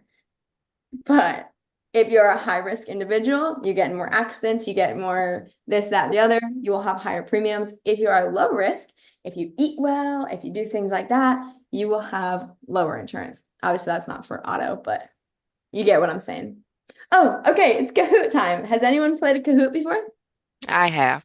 Okay, good. So we're gonna put it to the test. Let's see. All right. So let's see. I have the Kahoot somewhere.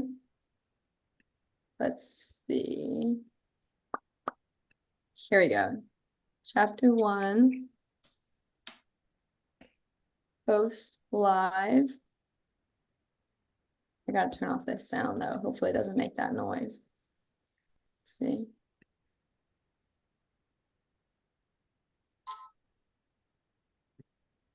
All right. Can you guys see my page?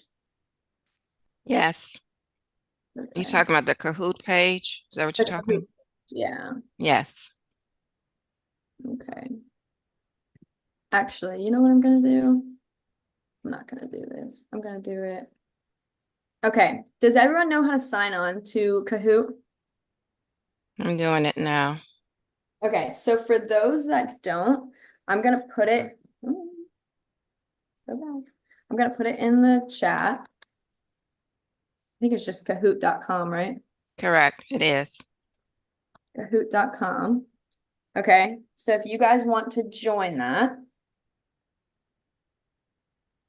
okay, and then I'm gonna give you guys the code.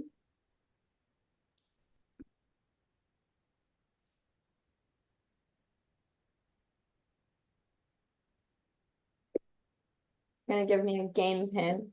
Oh wait, it's kahoot.it.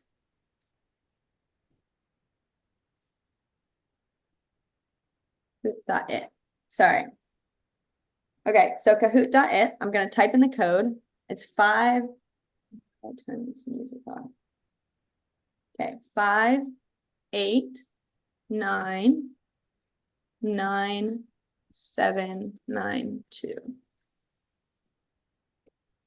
5899792.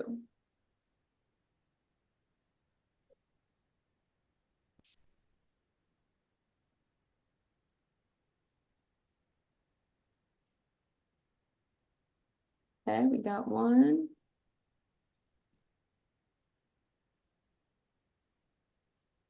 Do you log in for Kahoot for students? I don't even know if you have to log in. I think you can just type in www.kahoot.it and you can just say like play game or let's see. Karen, did No, you? once she types in kahoot.it, it's going to ask her for the game pin and she can just type it in. And then it's going to ask for a nickname. There we go. Oh, this.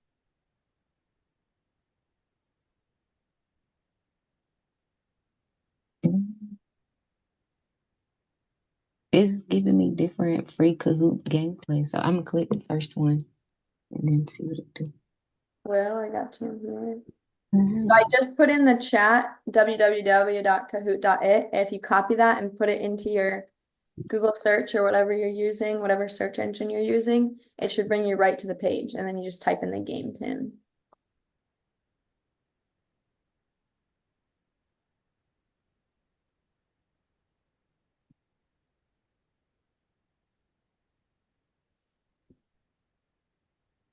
I don't know. This look like something for me to download. Add the extension to Chrome.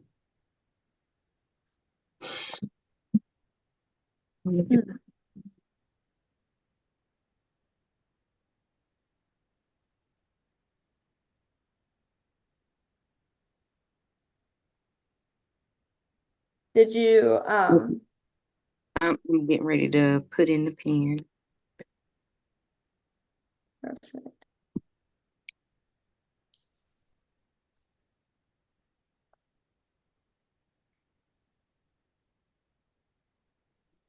Y'all can go ahead. I don't want to hold y'all up. No, you're good.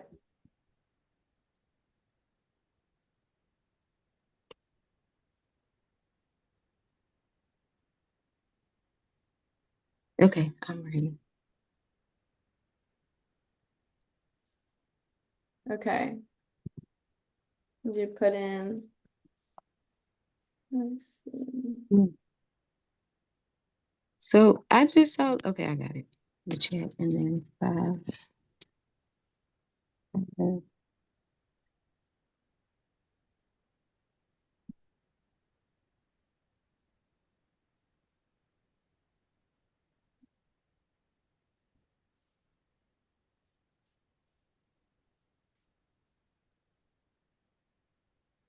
Get it? There it is. Okay. Love it. All right, so I got 3 of you in here. I'm going to go ahead and get started. Let's see.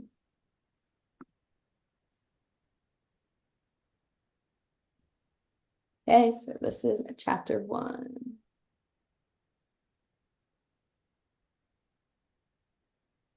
Is in charge of determining policy rates and determining dividend payouts. I'm sorry, because mine's okay. I'm loaded now.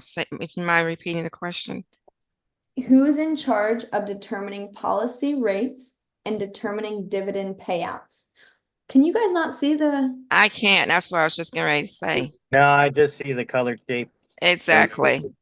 And it Yeah. says time is up. Let's give it another go. Okay, let me try this again. I apologize, y'all. That's okay.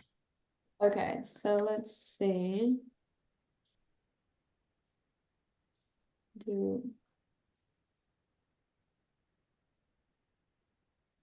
Okay. Don't hate me, guys. I think I'm gonna have to give you a new pin.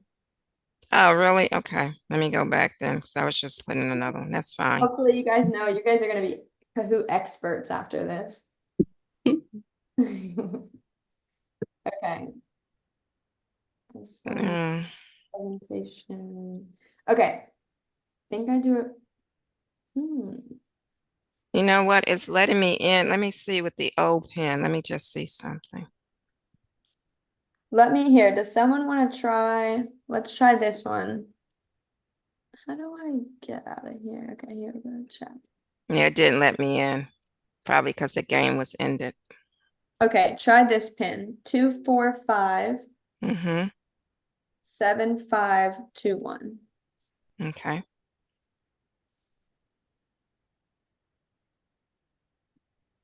If this doesn't work, I can just show it on the screen. It's saying you're in. Yes, it is. I'm in. Perfect. So we're there. All right. I see question. I just see the question 1. I don't see the question, but it just says question 1. Okay. Do you see it now? No. No, it's back to the graphics. Oh gosh. Okay. Okay. Let's try. So let me just present it on here then. So stop sharing. Okay, here we go. Post live. All right, one more game pin. That's fine. It is okay. 8 8 4 3. Is it 2 8s or 1? Just one. Okay, 8 4 3. Okay. 2 0. Mm-hmm. You broke up. I didn't understand after 2 0. 8 4 3 2 0 3 8. Thank you. Of course.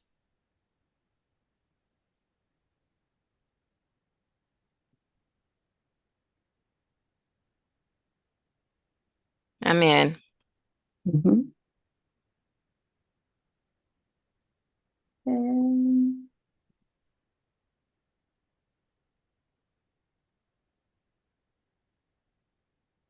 All right. So let me share my screen now. Try this one more time. Where'd it go? Oh, geez.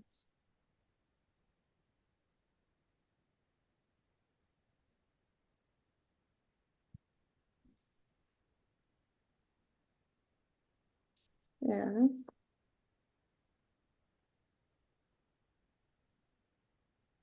All right. I definitely didn't say I was good at technology, but okay. It's fine. You're doing well. It's fine. Mhm. Right. Plus, that's a lot of pressure. I mean, seriously, we're all looking at you, so you're fine. Believe me. Thank you. Okay. What about now? Can you guys see this on my screen? We see it Yeah. on your screen, but That is dog. That is. So leave Kahoot. Nope.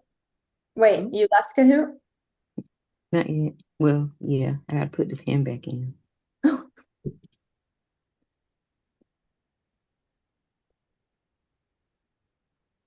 The pen was 843. 2038.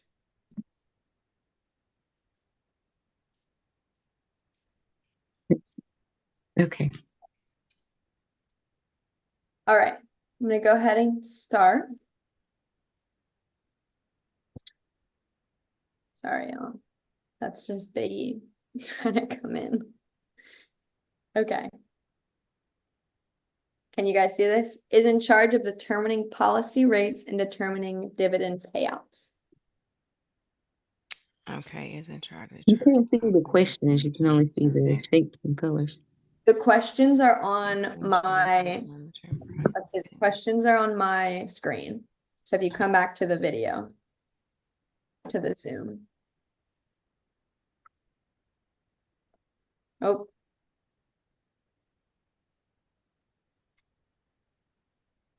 So did anyone? Okay. So let's see. Did anyone? Can you? So the questions will come up on the Zoom. Right. Yeah, it timed out on me again. May I have that PIN number again? Oh, it timed out. Okay. On me, not everybody else, on me, because I was still doing something on me. Okay. 843 Mm-hmm. 2038. Thank you. Mm-hmm.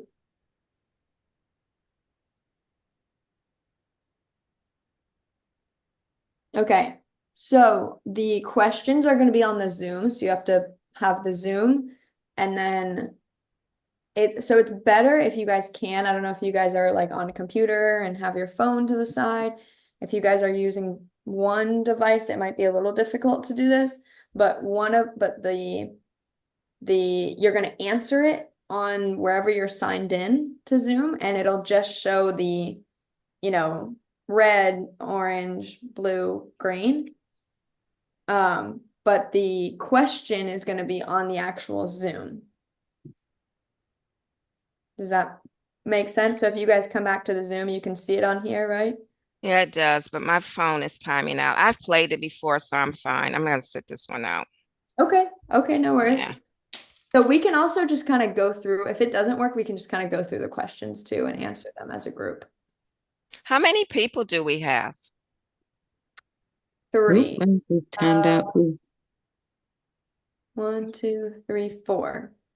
Yeah, You want to mine do timed out as well. you want to do teams or whatever you want? What do you all want? Let's see. I mean, if we do it out loud, maybe we can do like a Family Feud thing. And just you read the questions and you just, do like Family Feud. One of us will read, and I don't know. It's up to you. Okay, What? yeah, we can do that. I love the ABC plumbing. I love whoever put ABC plumbing on here. Okay, let's do that. So let's just I'll read the question, and whoever knows it, just scream it out loud.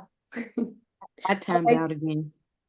It timed out. Okay, you don't have to be in it. Just come back to the Zoom and you can just say it. It'll all be Okay. pulled up right here.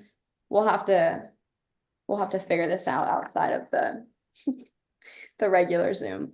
Okay, so I'm gonna go on to the next question. Can you guys see my screen? Yes. Yeah.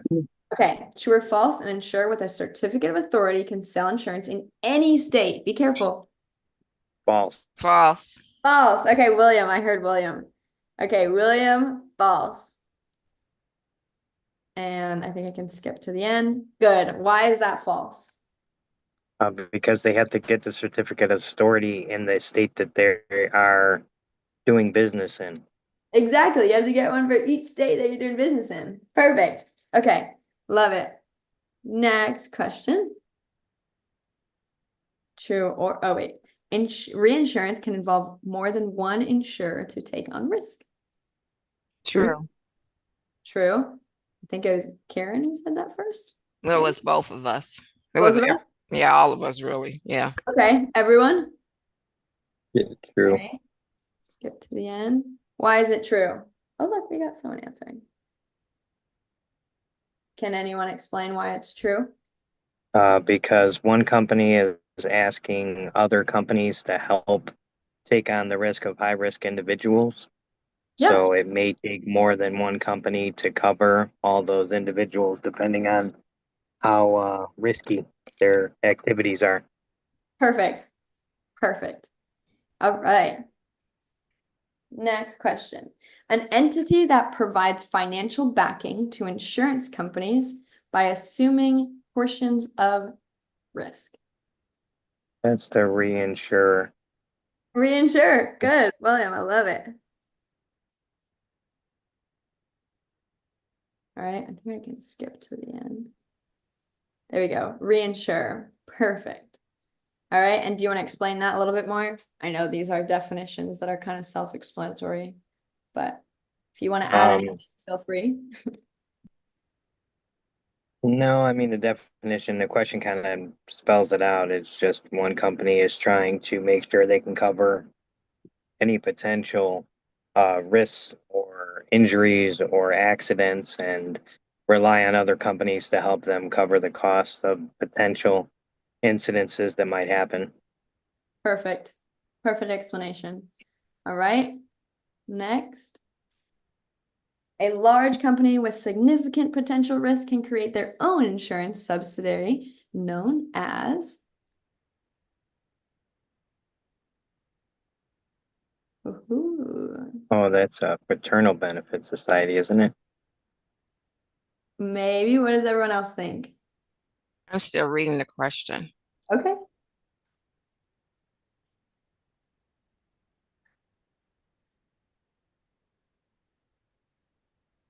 I say participating plan. Okay. Sure. Oh, What was that? no, I was just reading the question again. Okay. Realized I gave the wrong answer.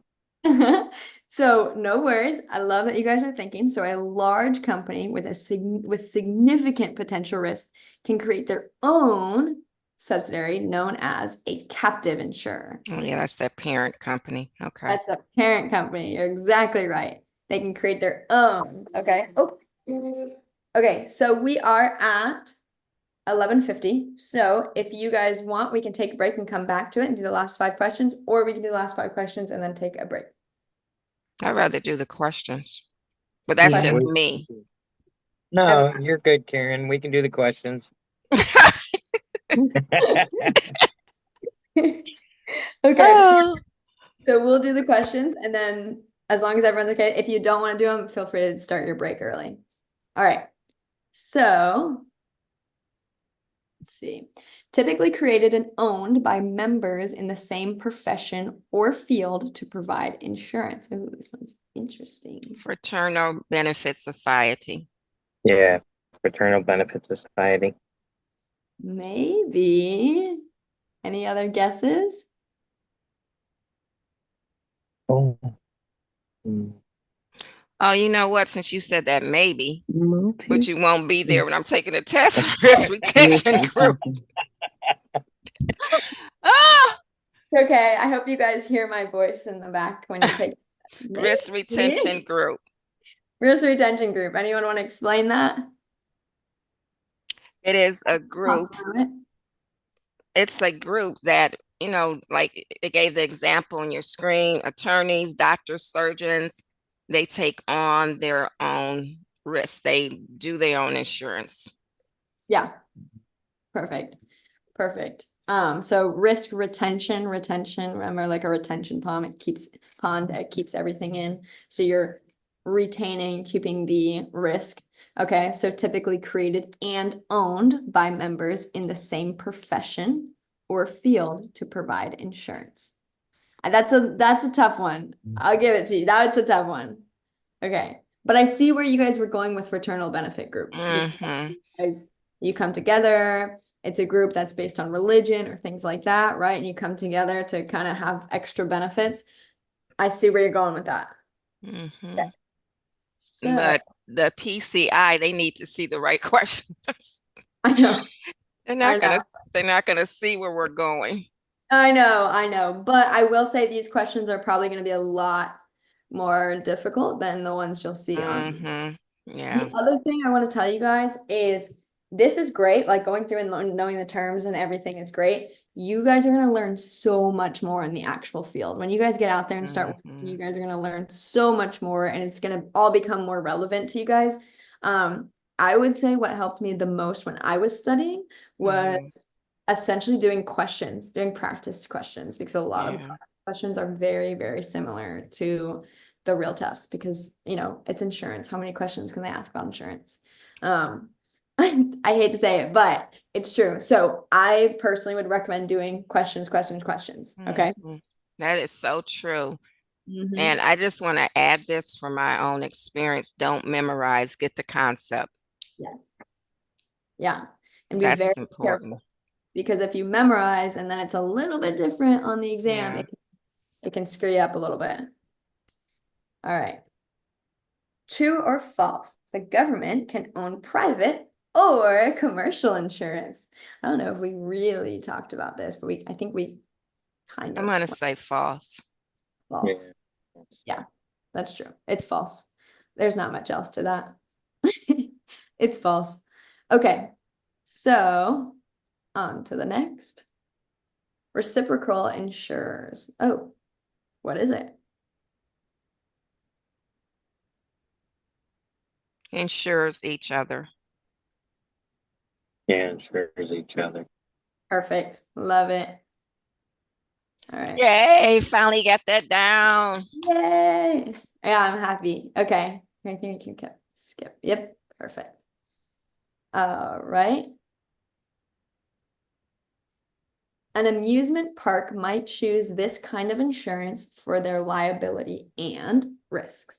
Surplus lines of Mhm. insurance. Perfect. I love it. Surplus lines of insurance. Anyone else want to explain what the other ones are? Well, Industrial insurance is when they come to your home and sell a small face value policy. Right? What is industrial insurance also called? It can be, we just found out, workman's comp. Workman's comp. Yeah, I'm gonna have to look into that because I'm still a Yeah, little. because it doesn't make sense to me, but what do I know? I mean, I've Yeah, never, and you know yeah. what? Even in Justin's course, he never said it was called that. Yeah, it's so where I was going. So industrial insurance is also called home service insurance, right? Because they're servicing you in your home. But I'll have to do some research on the workman's comp. Okay, so multi-line insurers. That means you have a caveat, you have different options. You could be a one-stop shop. I could sell homeowners. Well, I don't know about homeowners, but I could Maybe. sell just different products, to put it that way. Perfect. Okay, and Alien, I think William, you did this before. You want to give yeah, it? that's a company that operates in a different country than where it's doing business in the United States because it can do business in any of the 50 states. Perfect. All right. Last question, true or false? Stock insurance companies issued non-participating policies, no dividends received by policy holders. True. True. Perfect. All right. Do you guys want to add anything to that? I know, again, it's pretty straightforward, but feel free to add a little bit of wisdom here and there. Nope. No, because the stock insurance companies are owned by the stockholders. Mm-hmm. Which is it says it in the term, right? Stock Mm-hmm. Yeah. insurance companies, stock holders, shareholders, right? Okay. So we're good. So that was 10 out of 10. All right, so we're all good. If you guys, let's see, what time is it? It is 11:56. Should we just round up and come back at 10, 12, 12, 10, 11, 10? Sure, that's fine. Thank you. All right, see you guys soon. We coming back at what time? We're Hey, coming so- back in I because didn't hear she's an hour ahead. So just an hour from now. y'all. Okay. All right. Wait, Thank you. wait, not an hour from now. I thought we were taking lunch at 11. Lunch 11 at, hour Central Time. what was that? 11 hour Central Time. Okay, wait, We said.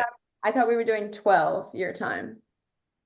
Oh, okay. Well, Yeah, we no, did you had say that. originally said 12 to 1 your time. Sorry. That's Sorry. okay. Okay, we can. It's totally up to you guys. Do you guys want to do it now or in an hour? I prefer an Uh, hour. Oh, did you want to go now, William? It's up to you all. I'm flexible. you're killing me, Karen. Flexible. It doesn't have to be me. Stop it, William. No, I'm Yeah. serious. I'm flexible. If you need to, if you want to go now, we can. I mean, it's up to you all. I'm not the only one here. I'm okay with whatever y'all want to do. Yeah, seriously. Make a We can decision. go at 12 our time if that's fine with everybody else. Okay, Thanks, perfect. So William. we'll take a 10-minute break. I'll see you guys No back, problem. and then we'll take an hour after that. Okay, bye. Bye.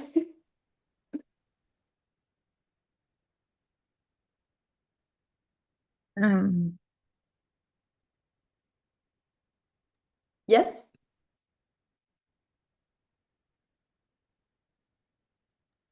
I'm sorry, I was going on break. Okay, okay, no worries. See you soon. Okay.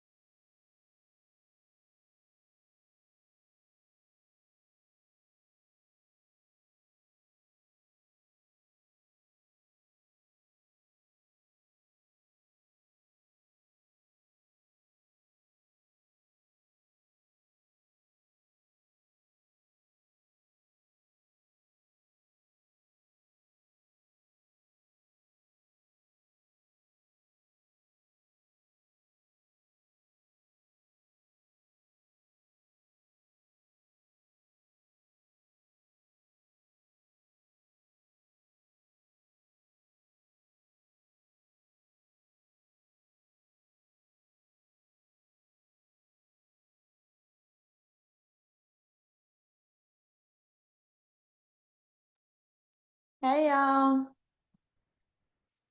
I have Biggie here to welcome. Hello. See if he can get in this screen. Oh, wow. He's all wet from jumping in the pool, so my 10 minutes was spent drying him off. Say, yeah, that's right. I wasn't supposed to go in the pool. All right. Okay, so 4 minutes of lunch break. Let's do this thing. All right, let me see. Set the timer. Okay. There we go. Let me share my screen again. Let's see, PowerPoint. Share.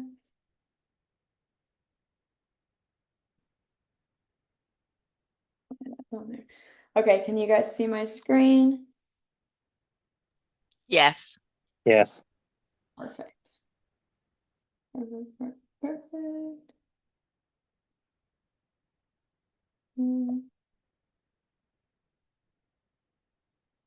Okay. Adhesion. What is adhesion? Let's make it sticky. Oops, sorry. Didn't mean to give it away. If anyone wants to give it a shot. Adhesion. I always get this in allegory mixed up allegory. So I'm going to take a shot. Adhesion means that you can't change anything. You take it or leave it. Perfect. Okay. A contract of adhesion, making it sticky. It's a contract created by one party, typically the insurance company, with no opportunity for negotiation by the applicant. So they must accept it as a take it or leave it basis. Hey, this is what we're offering. You can take it or you can leave it. We're not giving you any special privilege, nothing like that. Everyone that comes through here gets the same offer. Good? Yes. Perfect. When Michael applies for life insurance policy, he is presented with a pre-drafted contract by the insurance company. He cannot negotiate the terms or make any changes. He must either accept the policy as it is or decline it. This is an example of a contract of adhesion where the terms are set by the insurer and the applicant adheres to them on a take it or leave it basis. All right. Agent. That's what we're going to be. That's what we're gonna be. That's what you guys, I'm already an agent. What about you guys? You guys are gonna be an agent after what? We passed the test. After you pass the test. Good. Okay, good. Easy, right? I know that we had to do like fingerprinting and all that stuff, but main thing after we pass the test, all the other stuff is easy, right? So an agent is it's represents both themselves and the insured during the application process. So who does the agent work for and who do they work with? They work for the insurer Mhm. with the insured. With the insured. Perfect. Okay. So they work under the insurer and they work with the clients and the insured, the future insured, the prospective insured. Okay. So an agent has to be, can an agent work alone? Can they just like, hey, I'm an agent now. I'm just gonna go sell insurance. Mm-mm. Mm-mm. No. What do they have to have? What do Are you they? License. Are you getting to the expressed authority? They have to be, okay, express authority. Perfect. Okay. So they You have have to to have have a license. they have to have a license and they also have to be working under someone, right? Or like with unless they create their own insurance company, you could do that. But then still they're an agent and their insurance company is the insurer. So agents always work under someone or with someone, right? Correct. Okay. So when Susan meets with a life insurance agent to apply for a policy, the agent represents both the insurance company and themselves as a licensed professional. While the agent provides information and guidance on behalf of the insurer, they also act in their own capacity, ensuring that Susan's needs are met and that the application process is handled correctly from both the company and their own professional perspective. Okay. alligatory, Un Regulatory. alligatory. Where did I get unequal the G from? I don't know where I am. Okay, go ahead. Sorry. That's okay. Unequal value, unequal exchange. Okay. Refers to a type of contract which the outcome depends on uncertain events. Okay, so you're exactly right. Unequal exchange of value between the parties. Someone give me an example of this? Or should we just go to the example?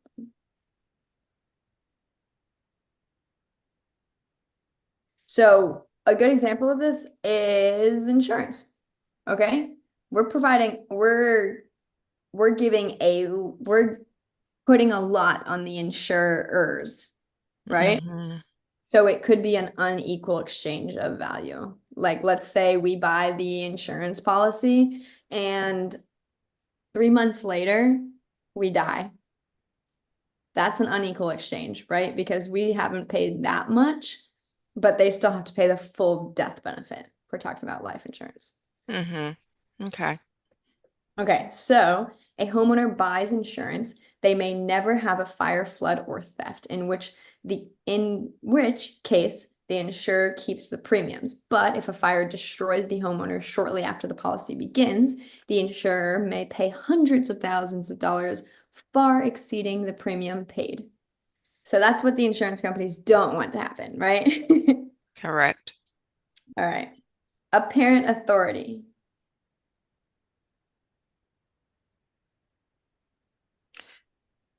That is when the authority is applied. I mean, for example, I talked to you about Geico's insurance company, and Mhm. you just assume that I sell it because I just talked to you about it. But I never told you that I sell it. I'm just talking to you about it. And just because I have stationary things made up, you just assume that I sell it. Right. That's exactly right. It's a lot based on assumption. Okay. So it refers to a situation where an insurance agent appears to have the authority to act on behalf of the insurer, even if they technically do not. And a reasonable person would believe that they do based on the insurer's behavior or representations. Karen, you gave a perfect example. I think that you work with Geico, but maybe you don't. Okay. Mhm. So Sarah, an insurance agent, helps a client make changes to their life insurance policy, even though the insurer has not explicitly granted her authority to make such adjustments. Because Sarah regularly represents the company and interacts with the client reasonably believes she has the authority to make these changes. This belief is based on apparent authority, where the insurer's relationship with the agent gives the appearance that the agent has the power to perform certain tasks, even if they are not specifically authorized. Okay, so someone one day, whenever you guys write policies, might call you up and be screaming and yelling at you and all this stuff, all this other stuff about the insurance company didn't pay this and blah, blah, blah, and all this stuff. You can help them, yes, and you should help them, but it's not technically your fault that that's happening, right? It could be. Maybe you wrote it wrong. Maybe you wrote the policy wrong. Maybe something like that. It totally could be your fault. But let's say it's not. Okay. They're thinking that you have this apparent authority to go to, the cash fund of Geico and give them the money, right? Mhm. You don't Correct. technically have that authority, but they're going to call you and yell at you just like you do. Okay. All right. So a broker. Did we have this? I think we might have We had that. talked about it, yes. Talked about a broker. We know what a broker is. Someone explain to me what a broker is. A broker is a person that can allow people to choose different types of insurance from different companies. They're not tied to one specific company. Right. Right. They're not tied to one. They can be, but they don't have to be. They can have a bunch of different things. Okay. So they represent themselves and the client. Okay. During the application process. A lot of brokers have things that they like to use. So you'll see, maybe one broker really likes to use Geico. Maybe another broker really likes to use, whatever. You'll see them because maybe they've worked with them longer, maybe they just understand their policies more. People have preferences depending on what broker you go to. But technically, if you're a broker, you can work with a bunch of different companies. Okay. Mark is looking for the best life insurance policy for his specific needs. He works with a broker who is not tied to any particular insurance company. The broker represents both themselves as an independent professional and Mark, the insured, throughout the application process. The broker researches various options across multiple insurers to find the best policy for Mark, ensuring that his interests are the priority. Perfect. Competent party. What is a competent party? This extends outside of insurance. This goes into law. This goes in a bunch of different things. What is a That competent? is, as far as I know, that's someone that's in full control of their faculties. They're not under the influence of drugs or alcohol. They fully understand what it is they're signing up for and what they're putting their signature on. Bingo.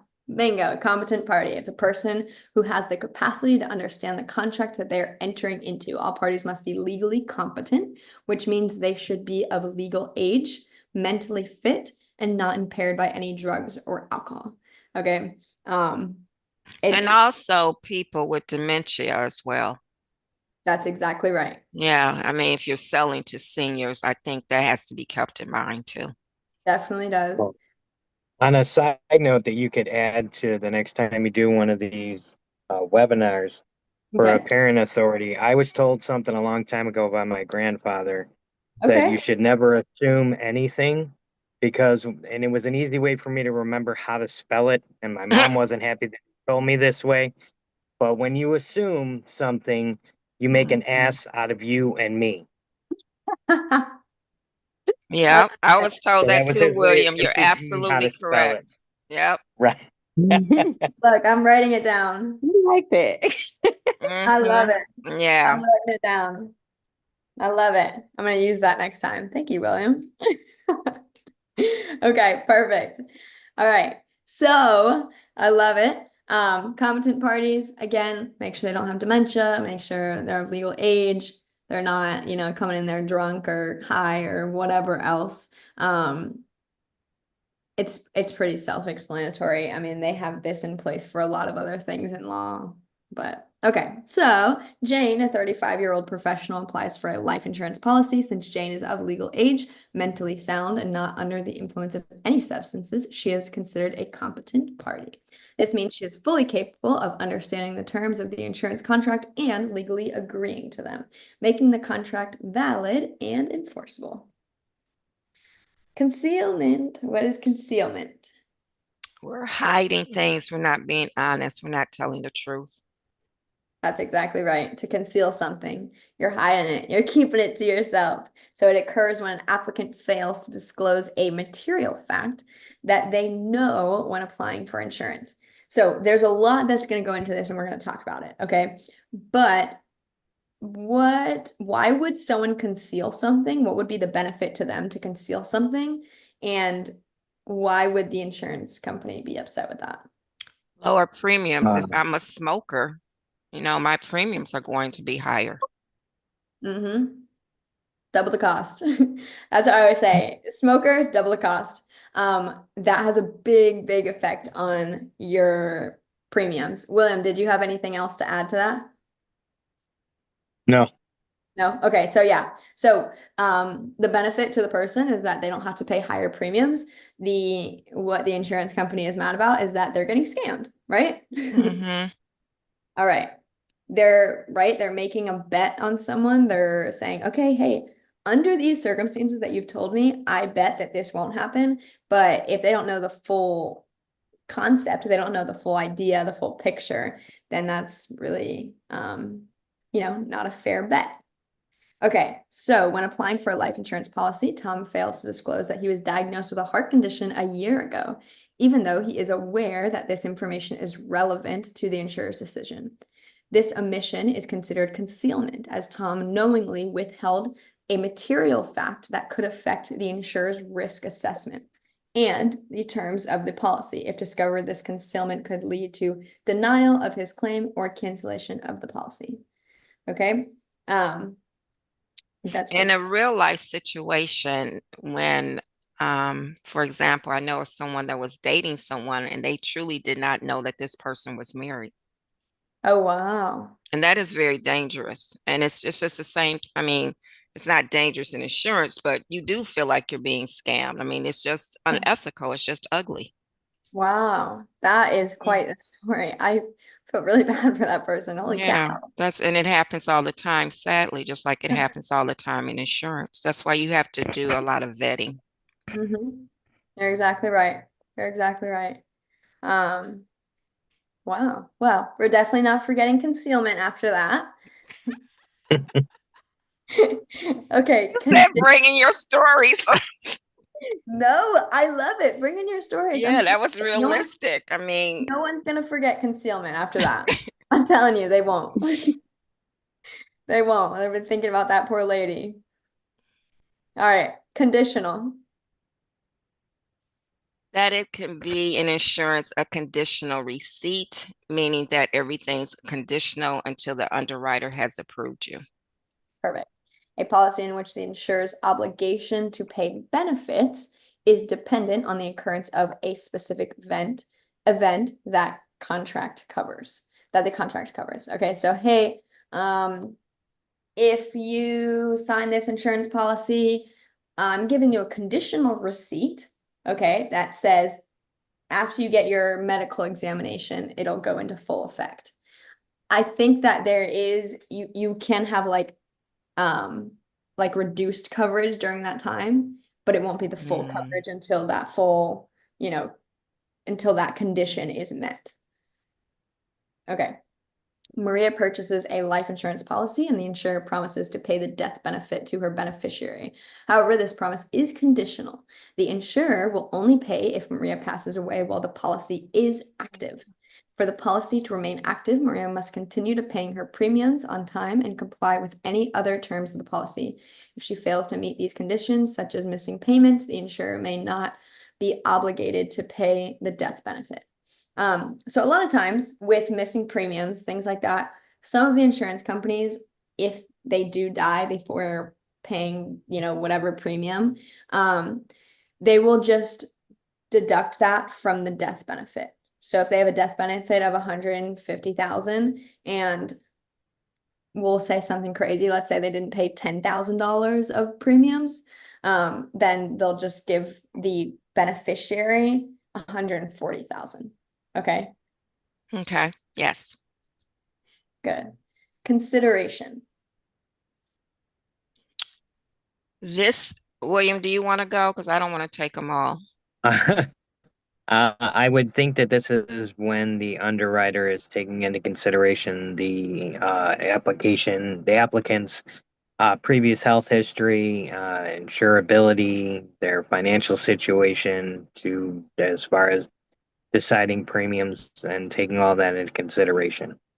Yeah, perfect. That's perfect. So it's part of the insurance contract that specifies the details regarding initial and renewal of premiums. So when they're paying them, how often they're paying them, how much they're paying them, things like that. That's all under the consideration part of the contract. So when John purchases a life insurance policy, he agrees to pay the initial premium of $100, followed by monthly renewal premiums of $50. This agreement to make these payments is the consideration on John's part. In return, the insurance company promises to provide coverage and pay a death benefit to his beneficiary if the terms of the policy are met, which we just learned that term, right? The premiums and payment frequency form the basis of the consideration in the insurance contract. Okay, so what was the term that we just talked about that is also talked about in here? Conditional, right? So they're gonna pay it as long as conditions are met. Okay, good. Applicant, who's the applicant? The one that's applying for insurance. Good, easy enough. This is the person who offers a completed application and the initial premium as consideration to the insurer in return for insurance coverage. Okay.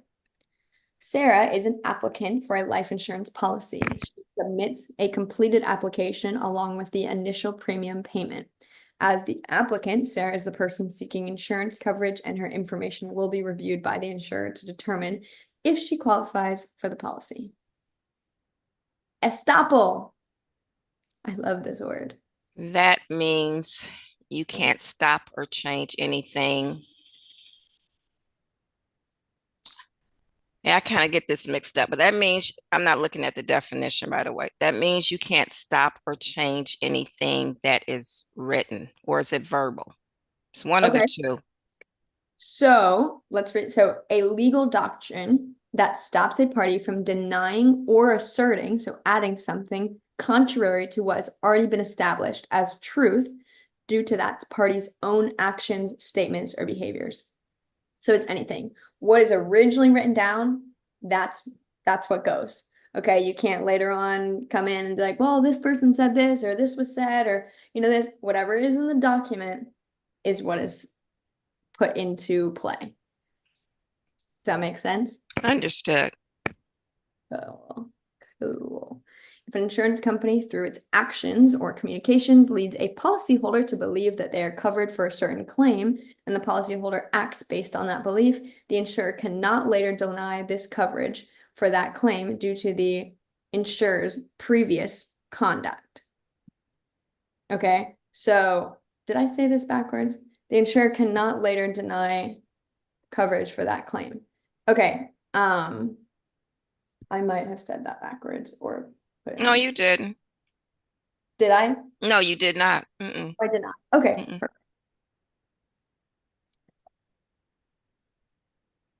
Okay.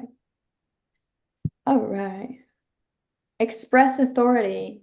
Karen, you talked about this one. Express authority. I'm working for an insurance company. It is detail written what my duties are. Okay.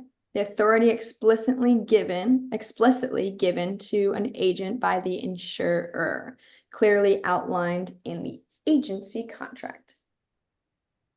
Okay. So what can we do as agents? David, an insurance agent, has a contract with an insurance company that specifically outlines his duties, including the authority to collect premiums and issue temporary insurance binders. This is known as express authority, as it is explicitly granted to David by the insurer and written in his agency contract, clearly defining what tasks he has authorized to perform on behalf of the company. Fiduciary. Financial. Say that again. Financial.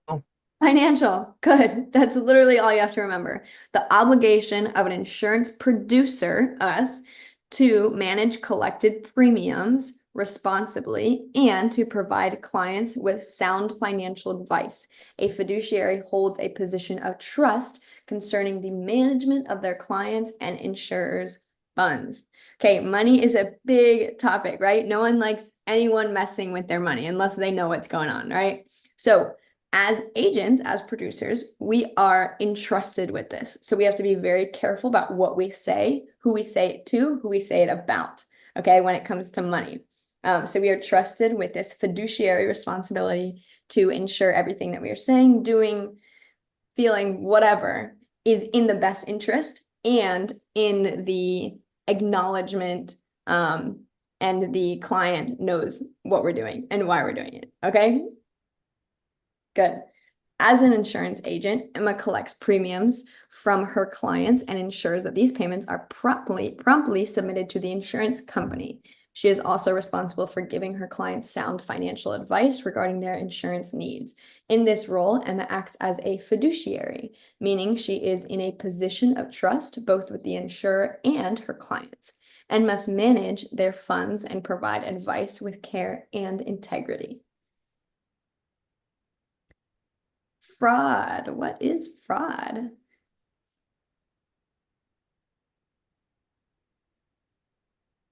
Did I lose everyone? Oh, no. I was just waiting on someone else to answer. Let's see.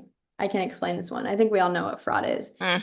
Intentional act of providing false information or making deceptive statements to receive compensation from an insurance company.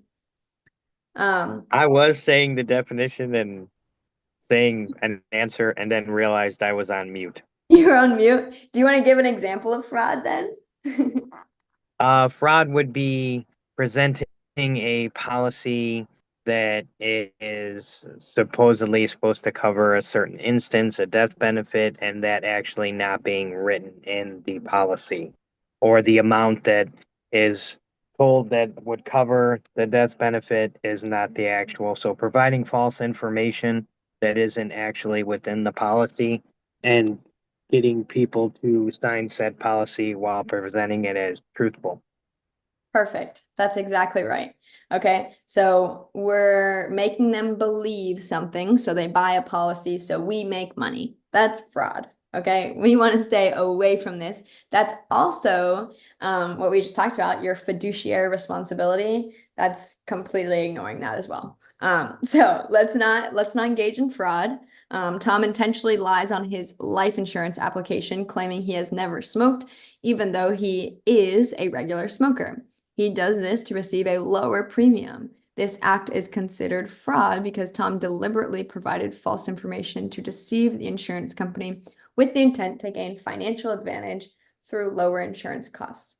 If discovered, this could result in the denial of his claim or cancellation of the policy, right? So fraud can go both ways. It can come from us or it can come from our clients. Either side, it shouldn't happen. We'll do our best to make that not happen. All right, implied authority. What is implied authority? It's duties that I know I should be doing, whether the insured has told me to do it or not. It's just certain things I know I should be doing. Right, it's implied. Hey, I thought I was supposed to do this because it's implied that I'm supposed to do this, right? Like I'm sitting here teaching a course to you guys.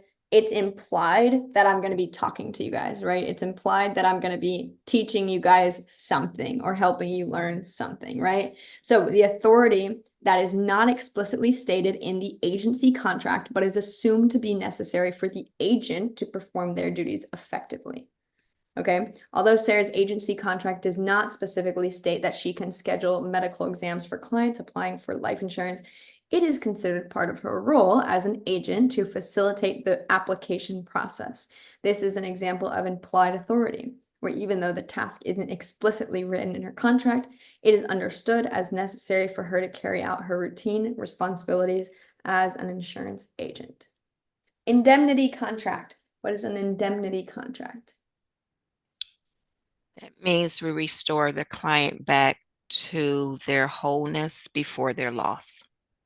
Perfect. That was like exact example. That was a perfect definition. So a type of contract that aims to restore the insured to their financial position prior to a loss. Okay. That's like, what insurance companies do, right? They're trying to restore us back to our position before the loss. All right. Let's see. A life insurance policy typically functions as an indemnity contract when it includes a return of premium rider. In this case, if a policyholder outlives the policy premium, the insurance company returns the premiums paid over the term, restoring the policyholder's financial position to where it was before they entered the contract. Does anyone know at what age do they usually give them all their premiums back? 100. 100, yeah. At 100, the insurance company says, okay, you win. Okay, we're giving, well, I guess going back to our original thing, they win, but whatever. Okay, you win, we're giving you back your premiums. Okay, you've outlived the time that we thought you were gonna live, okay, between 0 and 100, whatever. So we're gonna give you everything back to return you back to the position that you were in before even contacting us. Okay, insurable interest. What is insurable interest? That is when that my family will suffer a loss if something happens to me. Mm-hmm. Right. That's And perfect. yeah. Go ahead. No, that was it. Seriously, that was it. Okay. That's a perfect example. So to pull out a policy on someone or to have a policy on someone, you have to have an insurable interest. Okay. You have to have a reason. I can't just I can't just pull a policy out. Let's see, say that 5 times fast. That'd be hard. So I know, right? I can't pull a policy out on Karen because, hey, when Karen dies, I want to benefit. No, I can't do that. There is no reason why I should have a policy on her. Okay. There's no reason. I wouldn't suffer any loss, any financial, any emotional, no loss. Well, maybe emotional. Let me not say that. Let me take back what I said. I would be very sad if we lost Karen. Hopefully that doesn't look, you're making me get red. I didn't mean to say that. But you just have to have an insurable interest. So Karen's kids, if Karen passed away, that would be an insurable interest, right? So it's a financial or emotional stake on one party in the life of another, justifying the purchase of a life insurance policy. An individual has unlimited insurable interest in their own life, right? Because my life means everything to me, right? I don't want to die. That'd be terrible for me. Okay. And insurable interest in another person's life exists if their death would result in a financial or emotional loss. This interest must be present at the policy's inception. Okay. So let's say, let's talk about that last sentence. Okay. So, let's say I marry a man named Tom. Okay. Let's say I marry a man named Tom. And then Tom and we don't work out. We get a divorce. Okay. God forbid that happens, but let's say that happens. And he's my beneficiary. Okay. As long as when we first got it, he still had that insurable interest in me. Let's say I'm the breadwinner of the house. Heck yeah. Let's say then Tom has insurable interest because if I die, what happens? What happens to our kids? What happens to a house? What happens to all these other things we have together, right? He has insurable. If I die, something bad would happen to him. Okay. So he can take it out. But let's say we get a divorce. Okay. Maybe that insurable interest doesn't work anymore because he went and married Karen. Okay. Went and married Karen. So Tom doesn't care about me because Karen, she's got her own business. She's doing good. You know what I mean? There's no insurable interest. If I die, Tom could care less. We had a bad breakup, whatever. Okay. As long as there was insurable interest in the beginning, he can still be my beneficiary. The policy still can be taken out on me. Okay. But obviously, as soon as he goes over to Karen, he can't come back and be like, oh, I want to take a policy out on Juliana, right? He can't do that.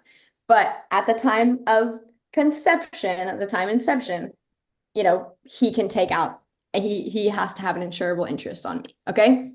Understood. Okay, good. So that's insurable interest. So Mary purchases a life insurance policy on her spouse as she would face significant financial hardships if her spouse were to pass away.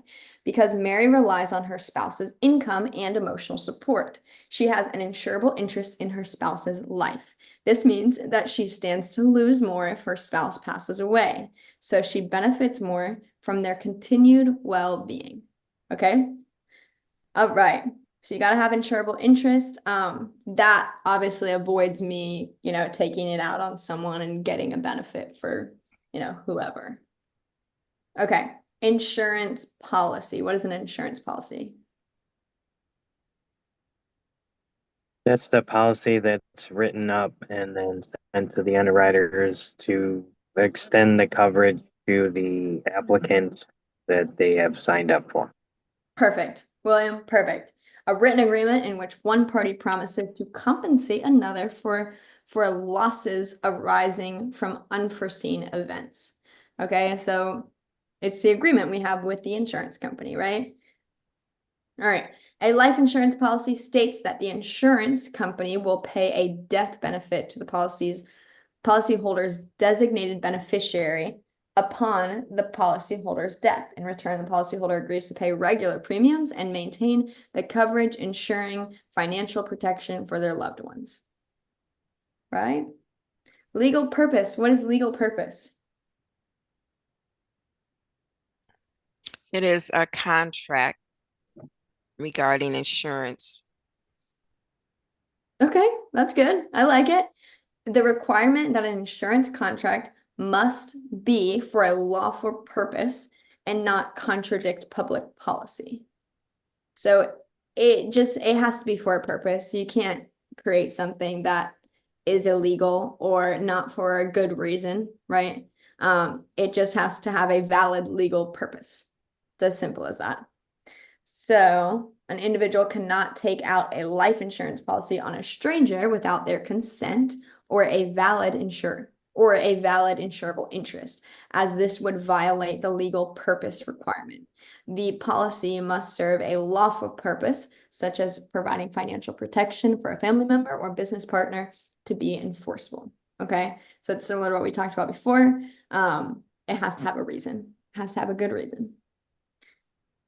Material misrepresentation.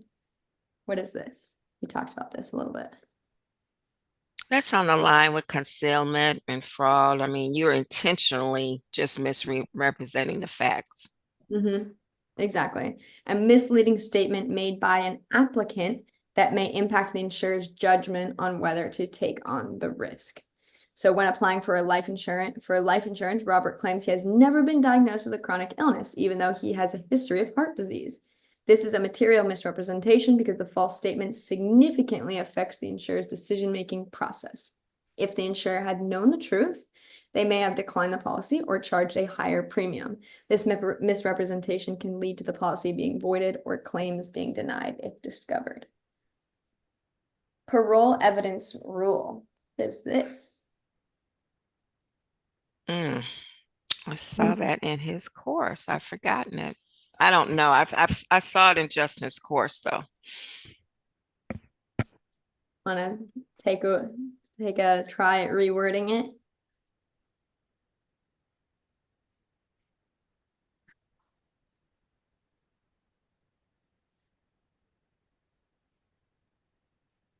It's, when I read this is similar to estoppel to me. You're exactly right.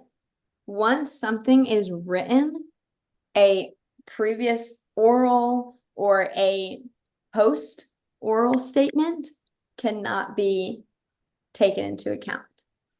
Okay, so a rule that stipulates that once parties have put their agreement in writing, any previous verbal statements are not included in that written document, and a written contract cannot be altered or amended by oral evidence.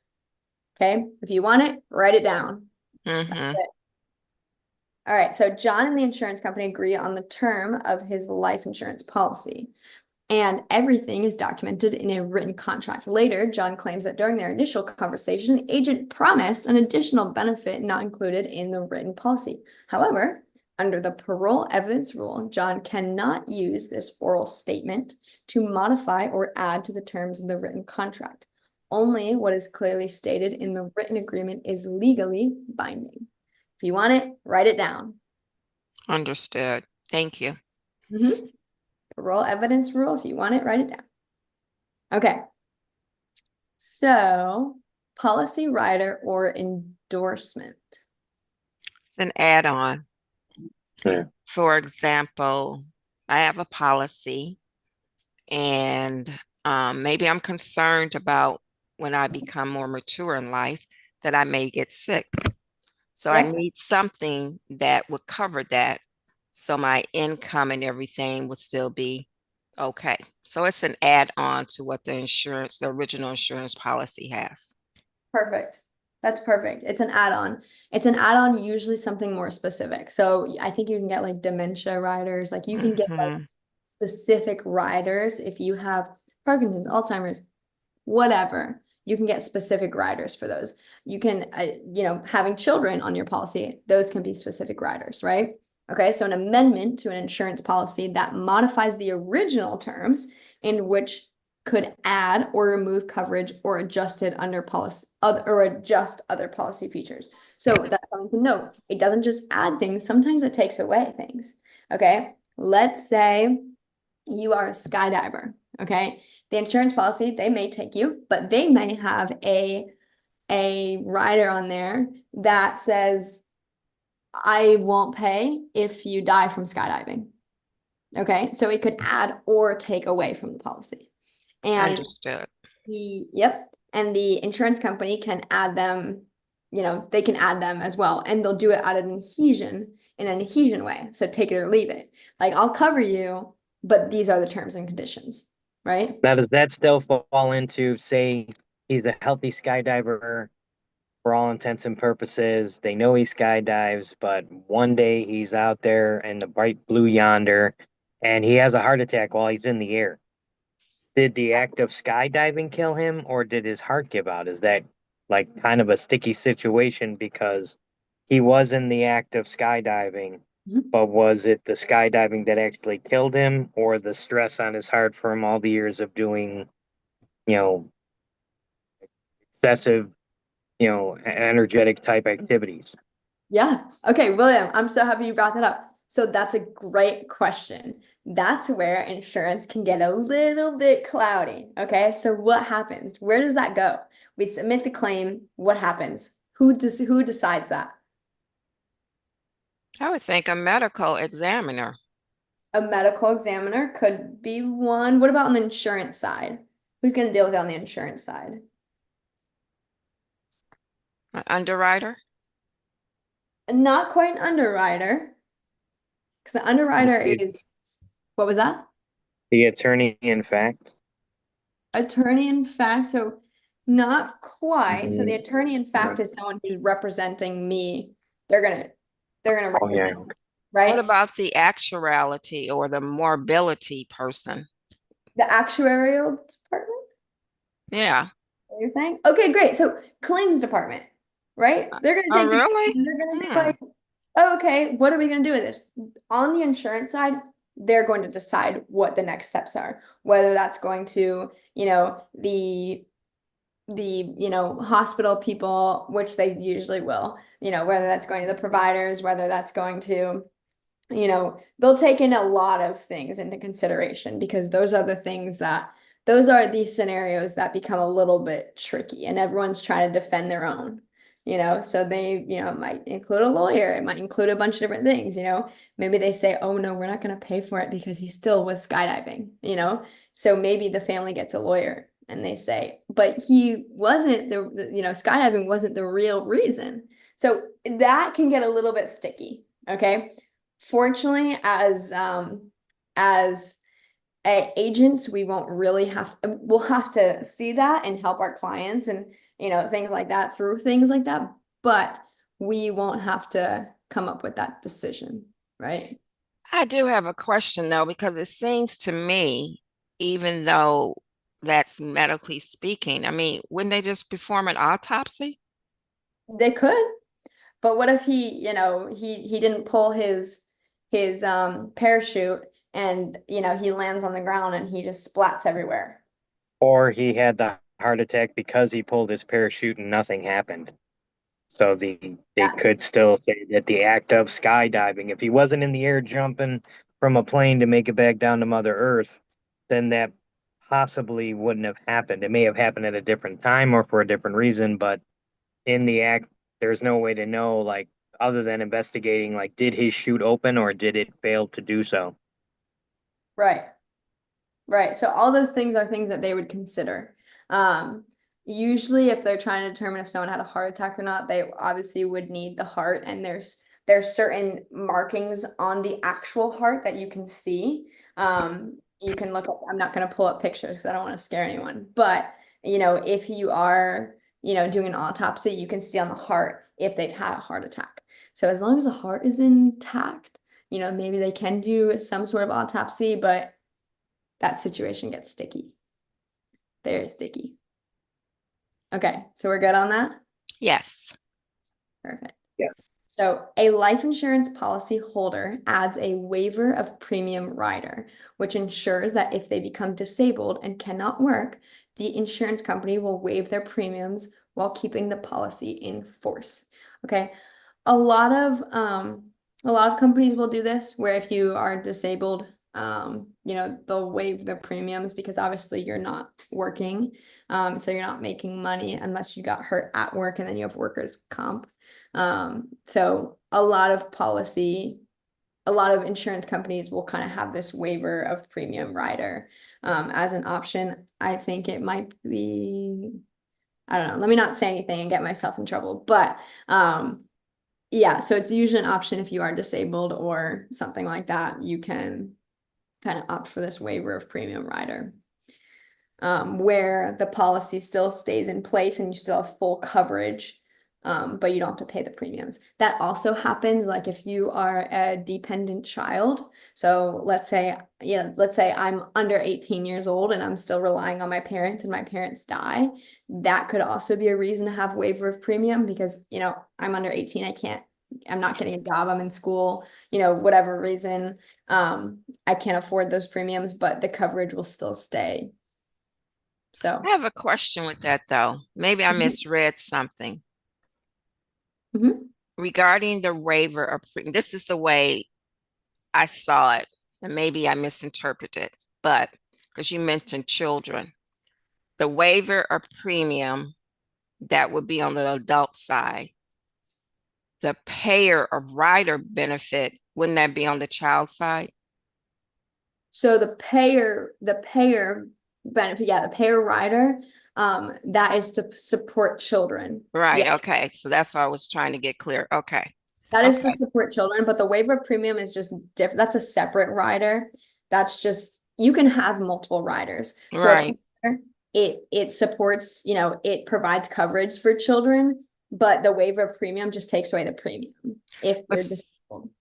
see, that's what I'm getting. That's what I'm trying to understand. If I understood correctly in this course, and maybe I read it wrong, so please help me. The Okay. payer of rider premium is for when my child, if I become disabled or die, that would pay for my child's insurance up until my child is 21. Okay. Let's look that up. Let me look that up and just make sure.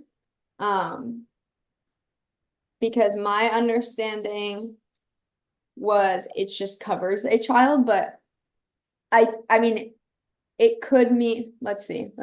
So payer benefit rider is an optional life insurance add-on that waives premiums on a policy if the person paying the premiums dies or becomes disabled.